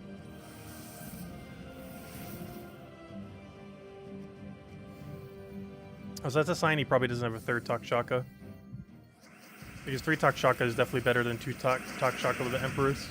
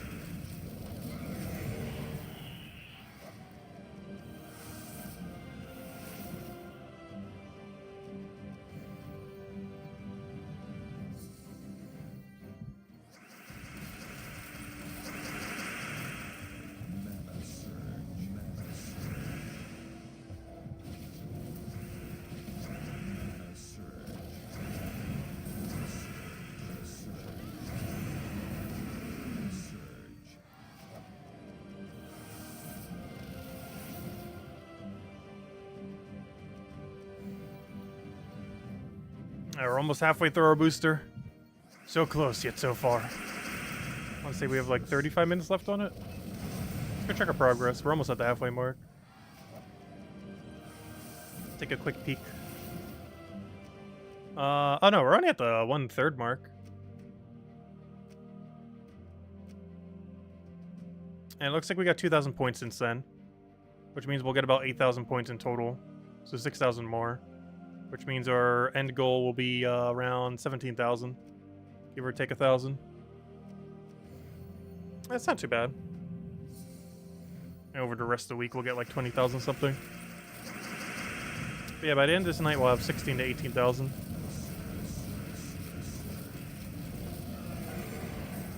And I think my first place in my bracket is only 11,000 right now.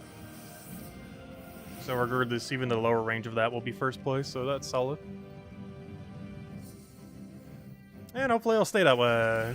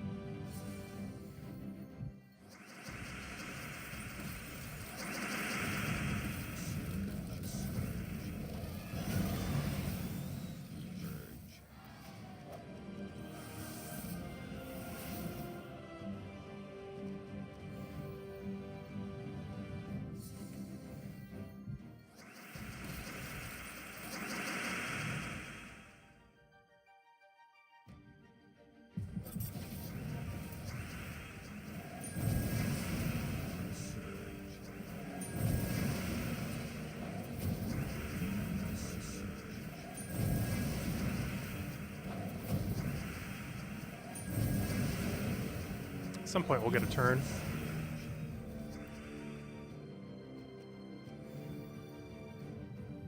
It's such a standard fight right now. Either insta-win or insta-lose. There's like no in between these days.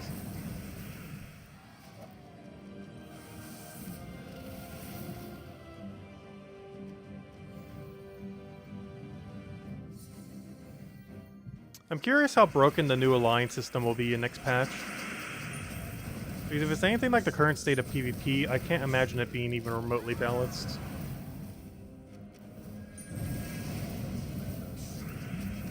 Well, I'm definitely not a fan of the current state of PvP.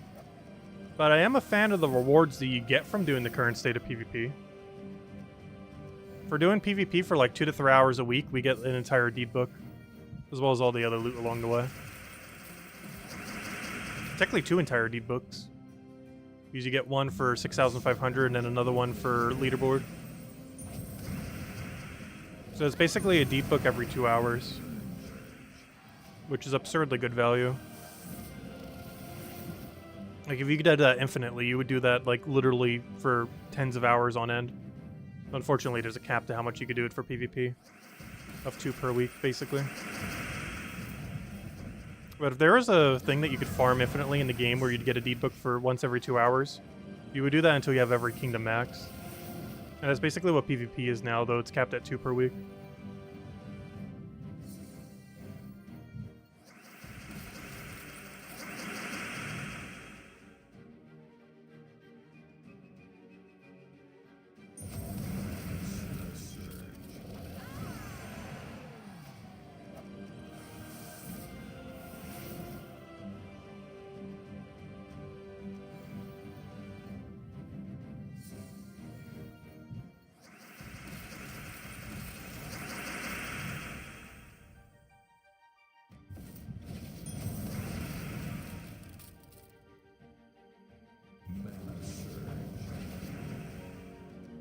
Yeah, PvP in the current state of the game is absurdly annoying. Like, difficulty-wise, especially early on in the game.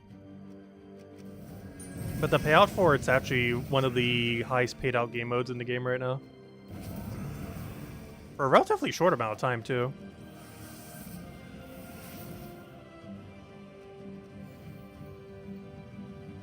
Because the effective breakdown per day is only like 15 minutes, 20 minutes. I just happened to do the 1 hour boost thing. But if you were to spread it perfectly evenly, it's like, what, 20 minutes a day? Of PvP, give or take a little?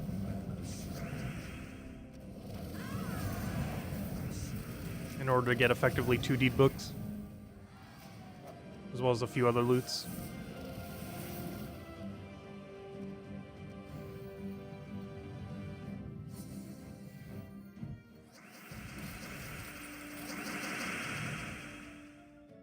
Yeah, blood frenzies are a little bit too annoying. I've actually kind of stopped doing them.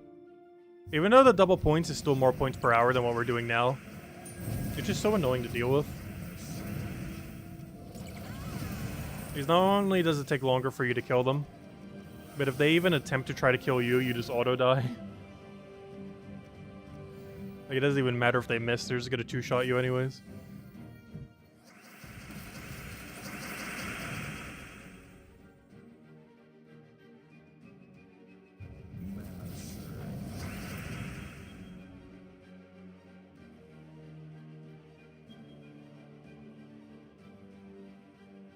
All opponents are using wands, Stellarix, and Elementalist class. Well, not all of them are Elementalist, but yeah, Elementalist is still pretty popular for class. Elementalist is still very broken. I'm actually still surprised they never nerfed it. Its final trait is like absurd value compared to the average hero class.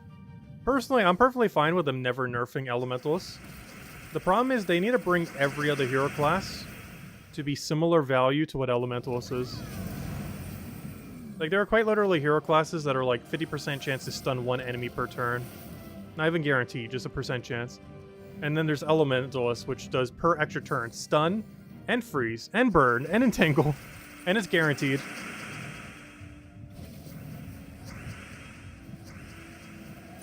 And that's on top of having better trees. Skill trees for the perks they can give it. As well as being a better typing. As well as being a better kingdom.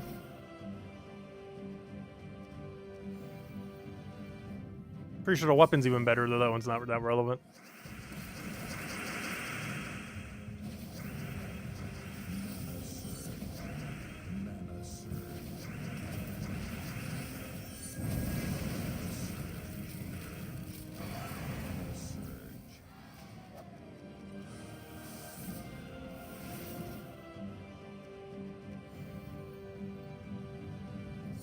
Alright, 2 more minutes and we're at the halfway mark, officially.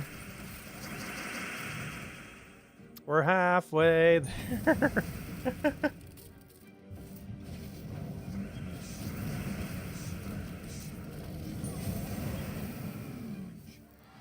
would say the full thing, but I'm pretty sure we'd get copyright stricken within 3 seconds of doing it.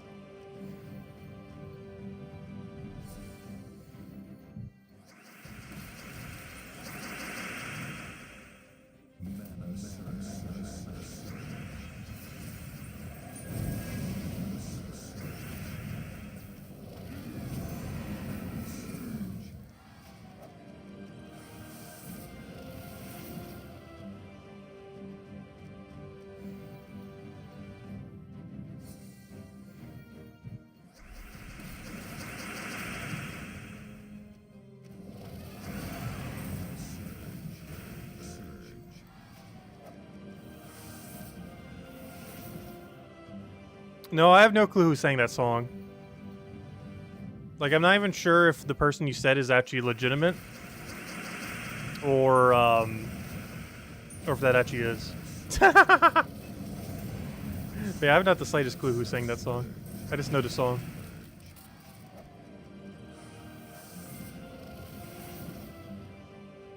Like, I have so little knowledge on it that I'm not sure if you're correct.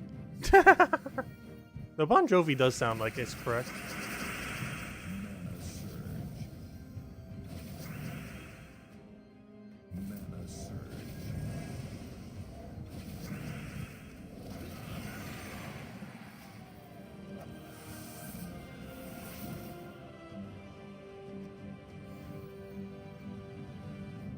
Culture barbarian.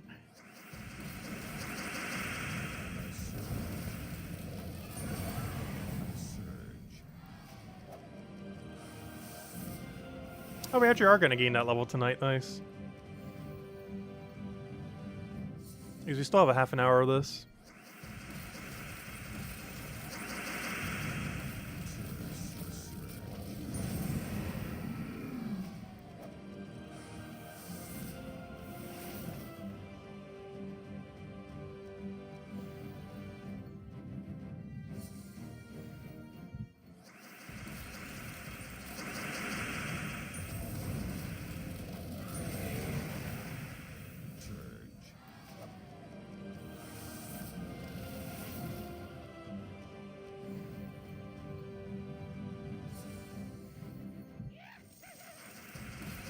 Oh, pet battle. I wonder if the guild needs one. It probably does. Because it's not Wednesday yet, so we're not locked out of pets. That's one other advantage of doing it tonight instead of tomorrow. We can actually get pet rescues active. I don't believe I need that one, but let me go check, just in case. I believe that's Dwarf bonus? Or Drak Zoom bonus?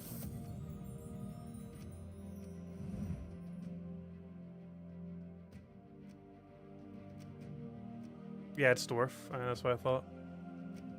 Yep, we already have it maxed, just making sure.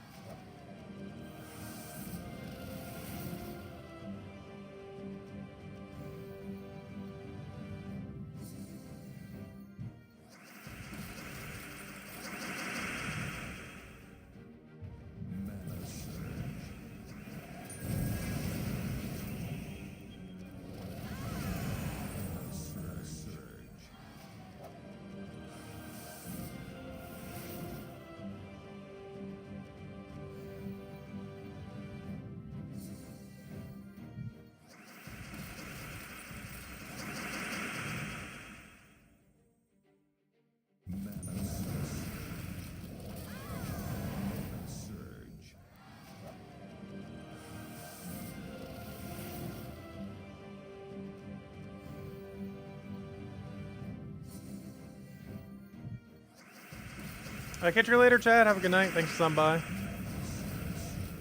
Yeah, we're going pretty long tonight. Still have a half an hour left, too. Been a while since we streamed this long at night. Still not gonna break past midnight, though.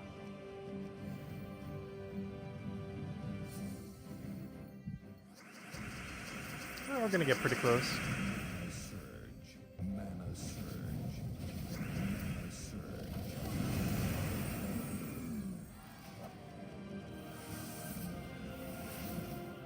How are we doing score-wise? We're 12,007 something. We should hit at least 16,000 by the end of the hour. So far in half an hour, we got 4,000. So if we do that again, that's slightly under 17,000. It's like 16,500 plus.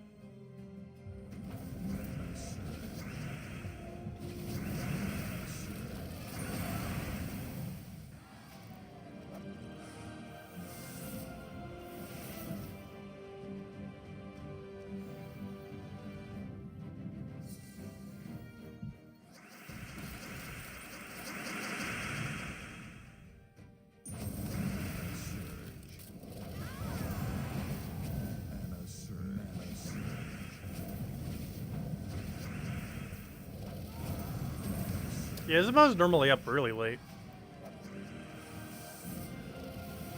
It'll be like 4 a.m. she's probably still up most nights.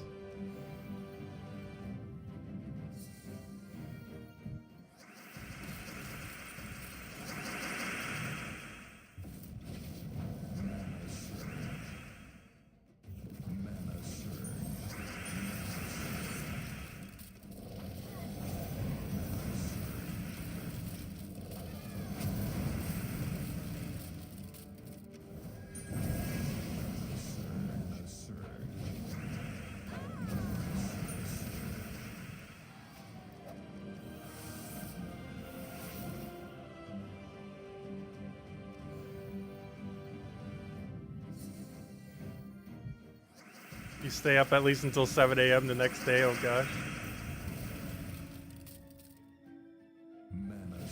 That reminds me, when we start our Mario RPG streams next weekend, we're probably going to be starting pretty early. Because I want to try finishing up the whole game in 2 streams. But to be able to do that, we got to start around like 8, 9 o'clock in the morning. Because I want to do like 2 10-hour-plus streams. And I believe that's enough to finish the game. Here's a chance we might need a 3rd. But the goal is see if like 2 10-ish hour streams is enough.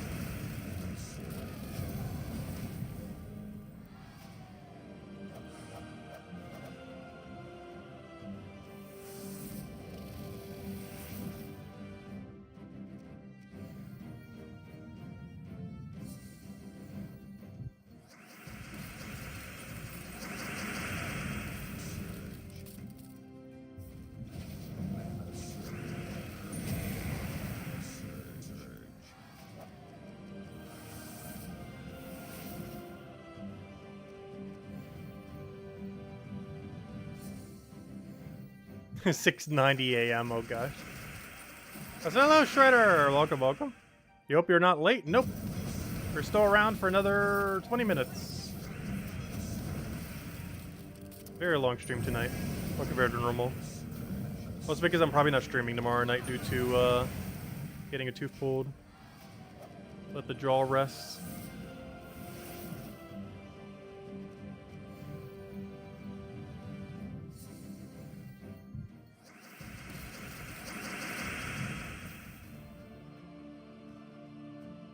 Alright, let's see. I'll take the... We don't need that. Take the other one.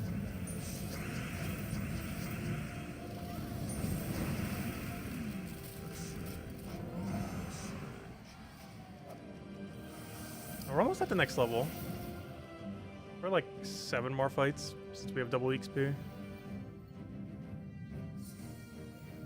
It feels weird seeing a level up. It just happens so rarely these days. As the level keeps going higher, it just takes longer and longer every single time.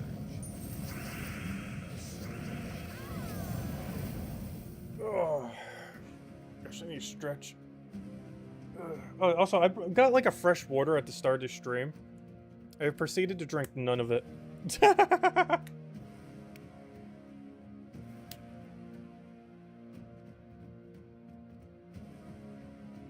It's weird. Even though I go through a lot of water per day, on average per stream, I only drink water like half the streams.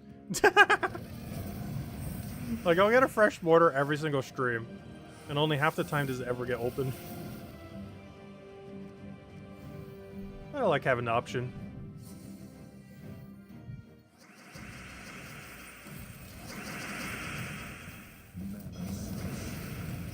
And I'm gonna like super hydrate tomorrow morning. Because after I get the tooth removed, I'm not gonna want to have like anything in my mouth for a while, including water. It takes at least a few hours for the bleeding to go away. Even longer for the soreness to go away.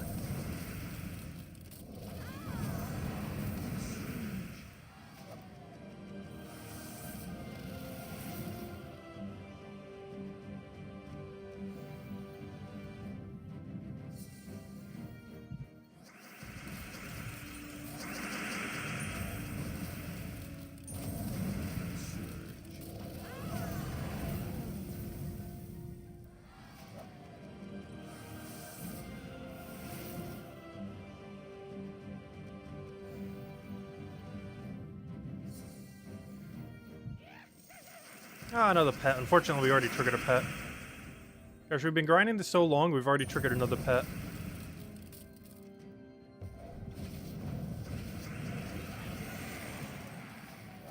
But we don't need it, so we just get pet food.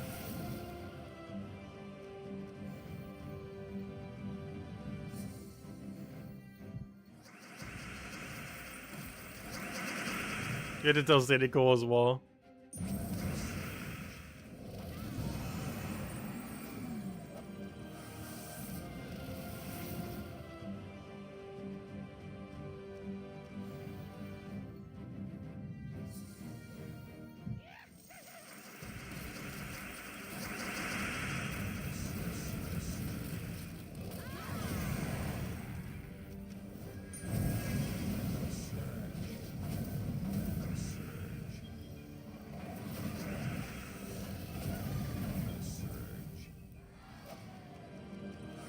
Hey, there's a level up.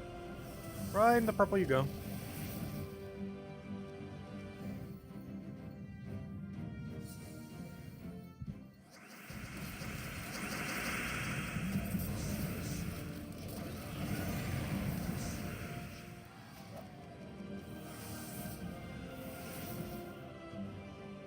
Yeah, the final 20 minutes. So close yet so far.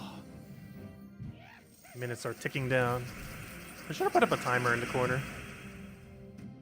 I didn't bother to stream. We really should every single time we do like the hour boost for PvP.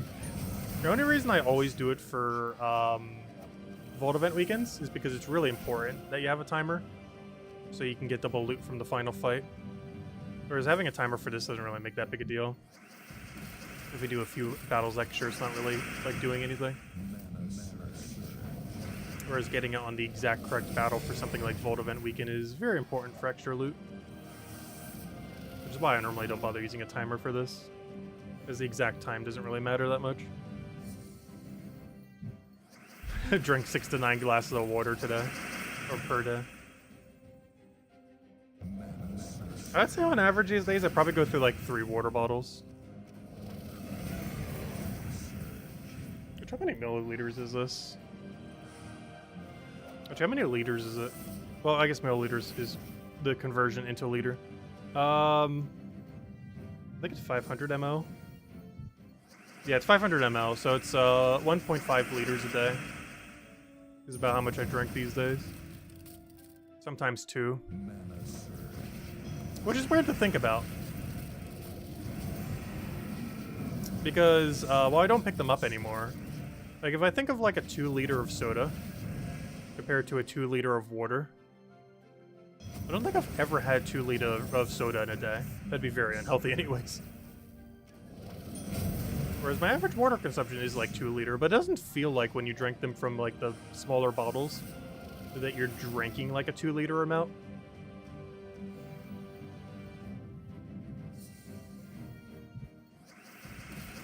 How much time do I spend normally grinding versus? It varies per weekend.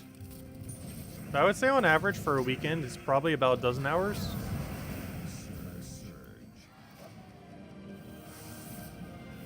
It really varies on my motivation on a given weekend, on how much we go for it. But yeah, roughly a dozen hours, give or take. A few.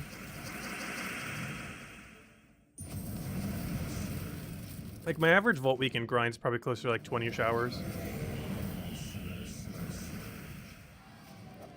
Between opening them and accumulating, like 15 to 20. And 2/3 of that time, if not more, is spent just getting the verses.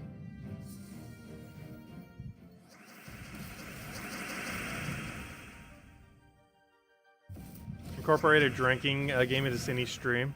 Take a shot every time he rants. He does go on random tangents quite often. I think anytime I've ever joined in on his stream, he was in a rant. Like, literally mid-rant.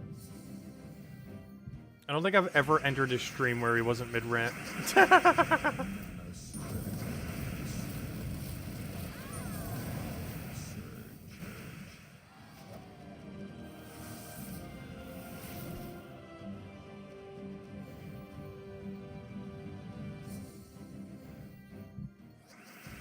Actually, half the time I'm in his stream, I don't even say hi.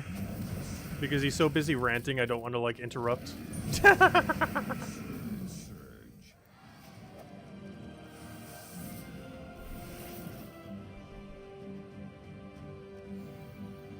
I do the same thing with Genki too, but the main reason I normally don't say hi in Genki stream is she normally streams at hours that is like around the time I'm about to like head straight to bed or rest in some way.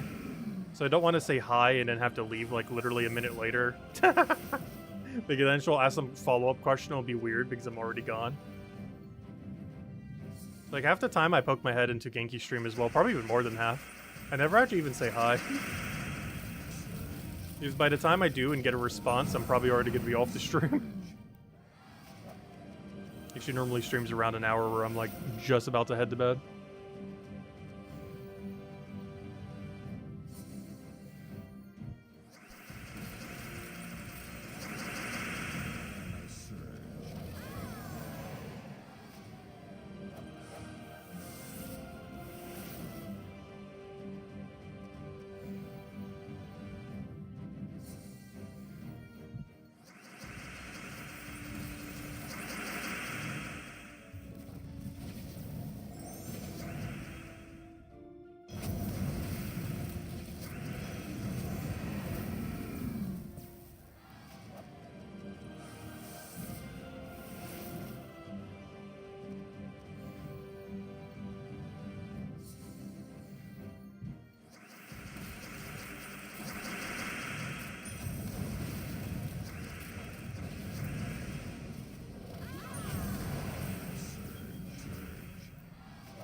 Yeah, we're at the final 10-ish minutes. It's always funny because near one of these grinds, it always feels like a slog initially. But by the end, I kind of don't want it to end. Like, I almost want to do another hour of this now. But we're definitely not going to. Need to get some rest. Actually, I should probably grab a bite to eat. Because I won't be able to eat pretty much all day tomorrow. Definitely not in the morning. Well, you know, super early morning, but you know, like after the tooth removal. Won't be able to eat for at least a good several hours. If not longer.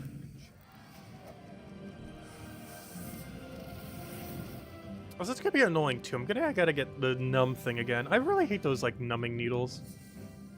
That's the worst part about getting dental work done this year. I absolutely despise those numbing needles.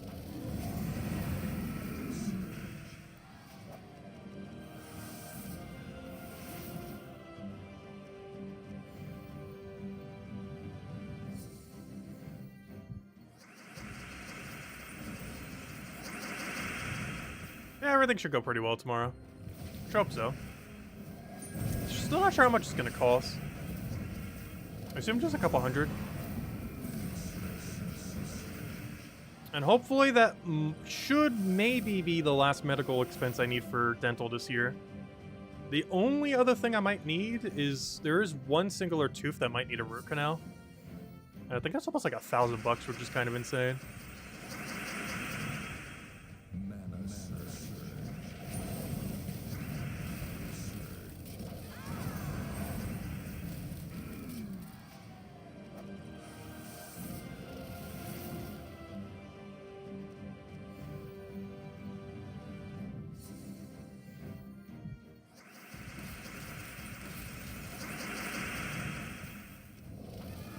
String and doorknob method.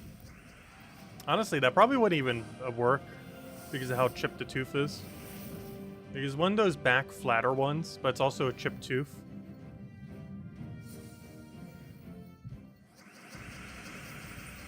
There's the whole reason why even needs to get pulled. It's like beyond repair.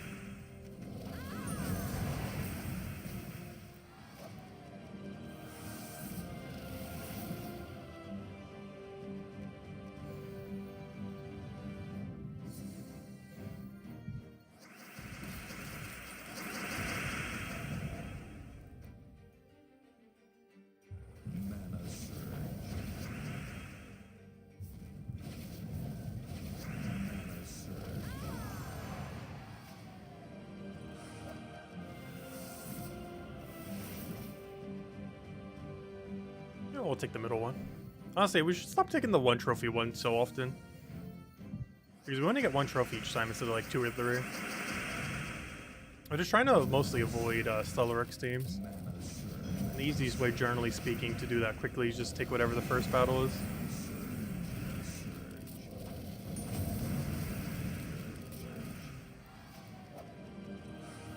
So it's kind of sad that casting Stellarex is almost more of a board clear than Wand. Like in that situation, like we had Wand or Stellarex, they both would have done 0 damage. But this thing somehow still does more board clear sometimes.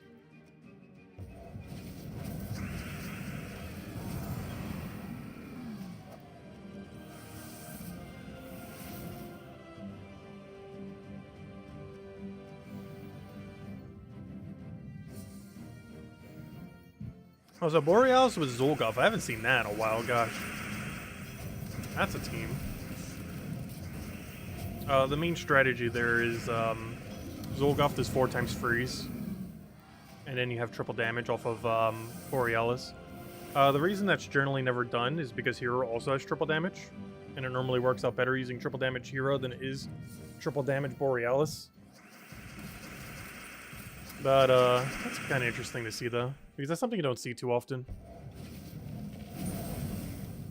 Mostly because it's not as good. It is nice to see an alternative strategy.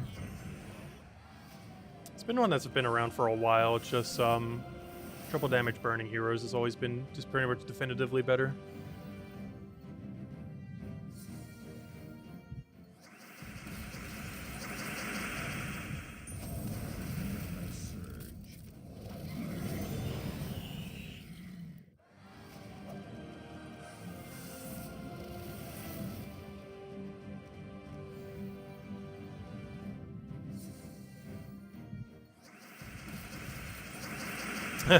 Box Strider Leprechaun. What is this? The green event team for the week? Did he just copy paste what he's using for the other mode for his PvP?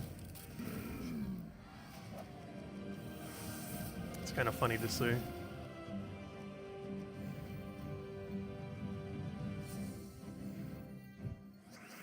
Because generally you only run Box Strider if you're restricted in a way where you have to run Box Strider.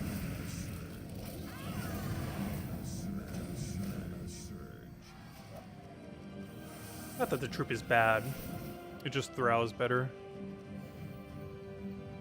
Unless you really want him for the tankiness with the Entangle score reduction. But he's just always slower, is the problem. Not that much slower, but he is slower, but he's safer when used in first slot. So far out of any Mass Destroyer, he's the tankiest. I think second tankiest is Buttpore at 25%.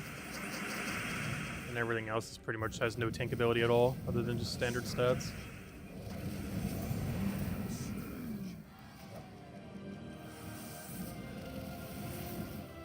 As far as like the Mass Destroy category. And by that I mean like the ones that truly do Mass Destroy. Not like Gorgotha that does full explode. Also, I remember when they nerfed Explode, almost because of Gorgotha, but also a few other troops. But they nerfed Explode to 70% mana and then to 50% mana, which is where it's at right now. Yet the reason they did it is kind of funny, because Mass Destroy troops already do that. The reason they did it is they were basically taking the whole board while gaining the full amount of mana, and that was too broken. But we can still do that in the current state of the game. Mass Destroy does exactly that. You destroy the entire board, get all the mana from it, and yeah, you're good to go. And you can do it for even less mana cost. Gorgotha was 15 mana cost with 2 color. These days you can do it for 6 on 1 or 12 on 2.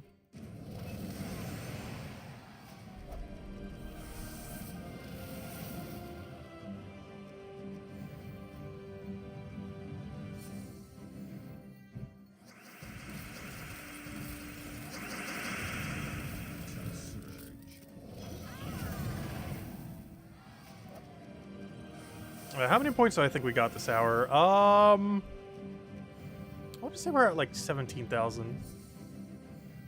Which is not how many we got this hour, but... We started at what, like 8,800? So let's say we are at 17,000. That means we would have gotten what? 8,200? Did I do math right?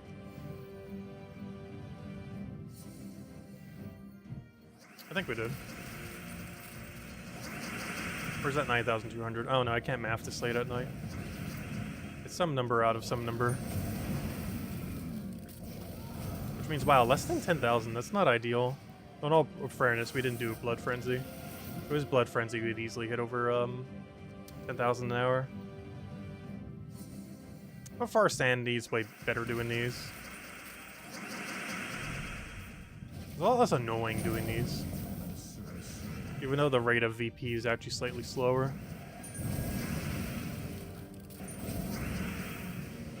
No, he killed my win condition. It's still a winnable fight, though. Just gotta get Shaka rolling all over again.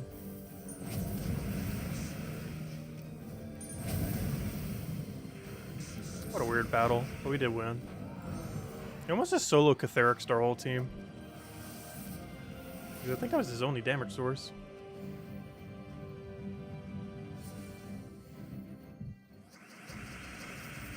I think we can get 2 more fights in until timer will be tapped out.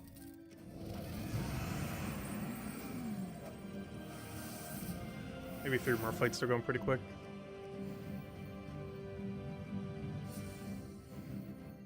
But we got a lot done tonight. So much so we barely have to do anything tomorrow, which is nice. Since we're pretty much not going to be around.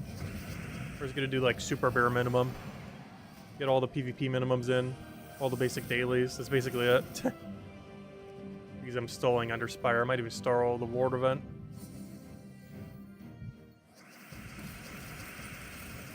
If we do, we could probably get it all done in like 10 minutes tomorrow. There's not that many things we need to get around to. Because since we're not streaming for like a whole hour plus, I don't really need to worry about doing a ton of things. We can just do super bare minimum daily. Get in and out in like 10 minutes. Alright, is that everything? Oh, wait, we still have 2 minutes left? Oh, I got the timing wrong. Hold up, never mind. Hold all the holds. We got 2 minutes of boost left. And I looked at the timer earlier, I thought it was 10:50, but apparently that was the guesstimation, not the exact number. Never mind.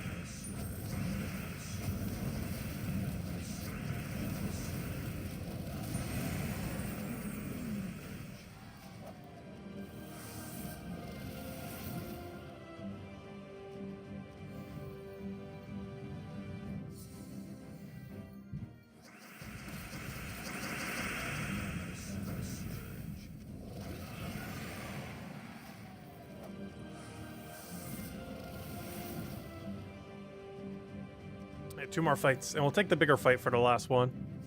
Might as well. So we'll do this one in one big fight. Watch, we'll probably get like a super easy big fight there this time.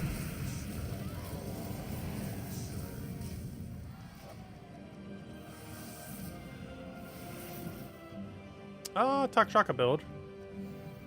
Yeah, it's not really any harder.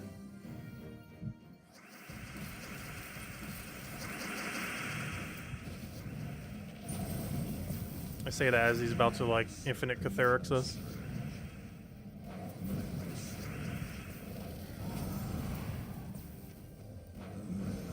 Oh, we gotta try another one after that. That one didn't put up much of a fight. That one's even easier. Gosh. Why are our 3 trophy battles so easy all of a sudden?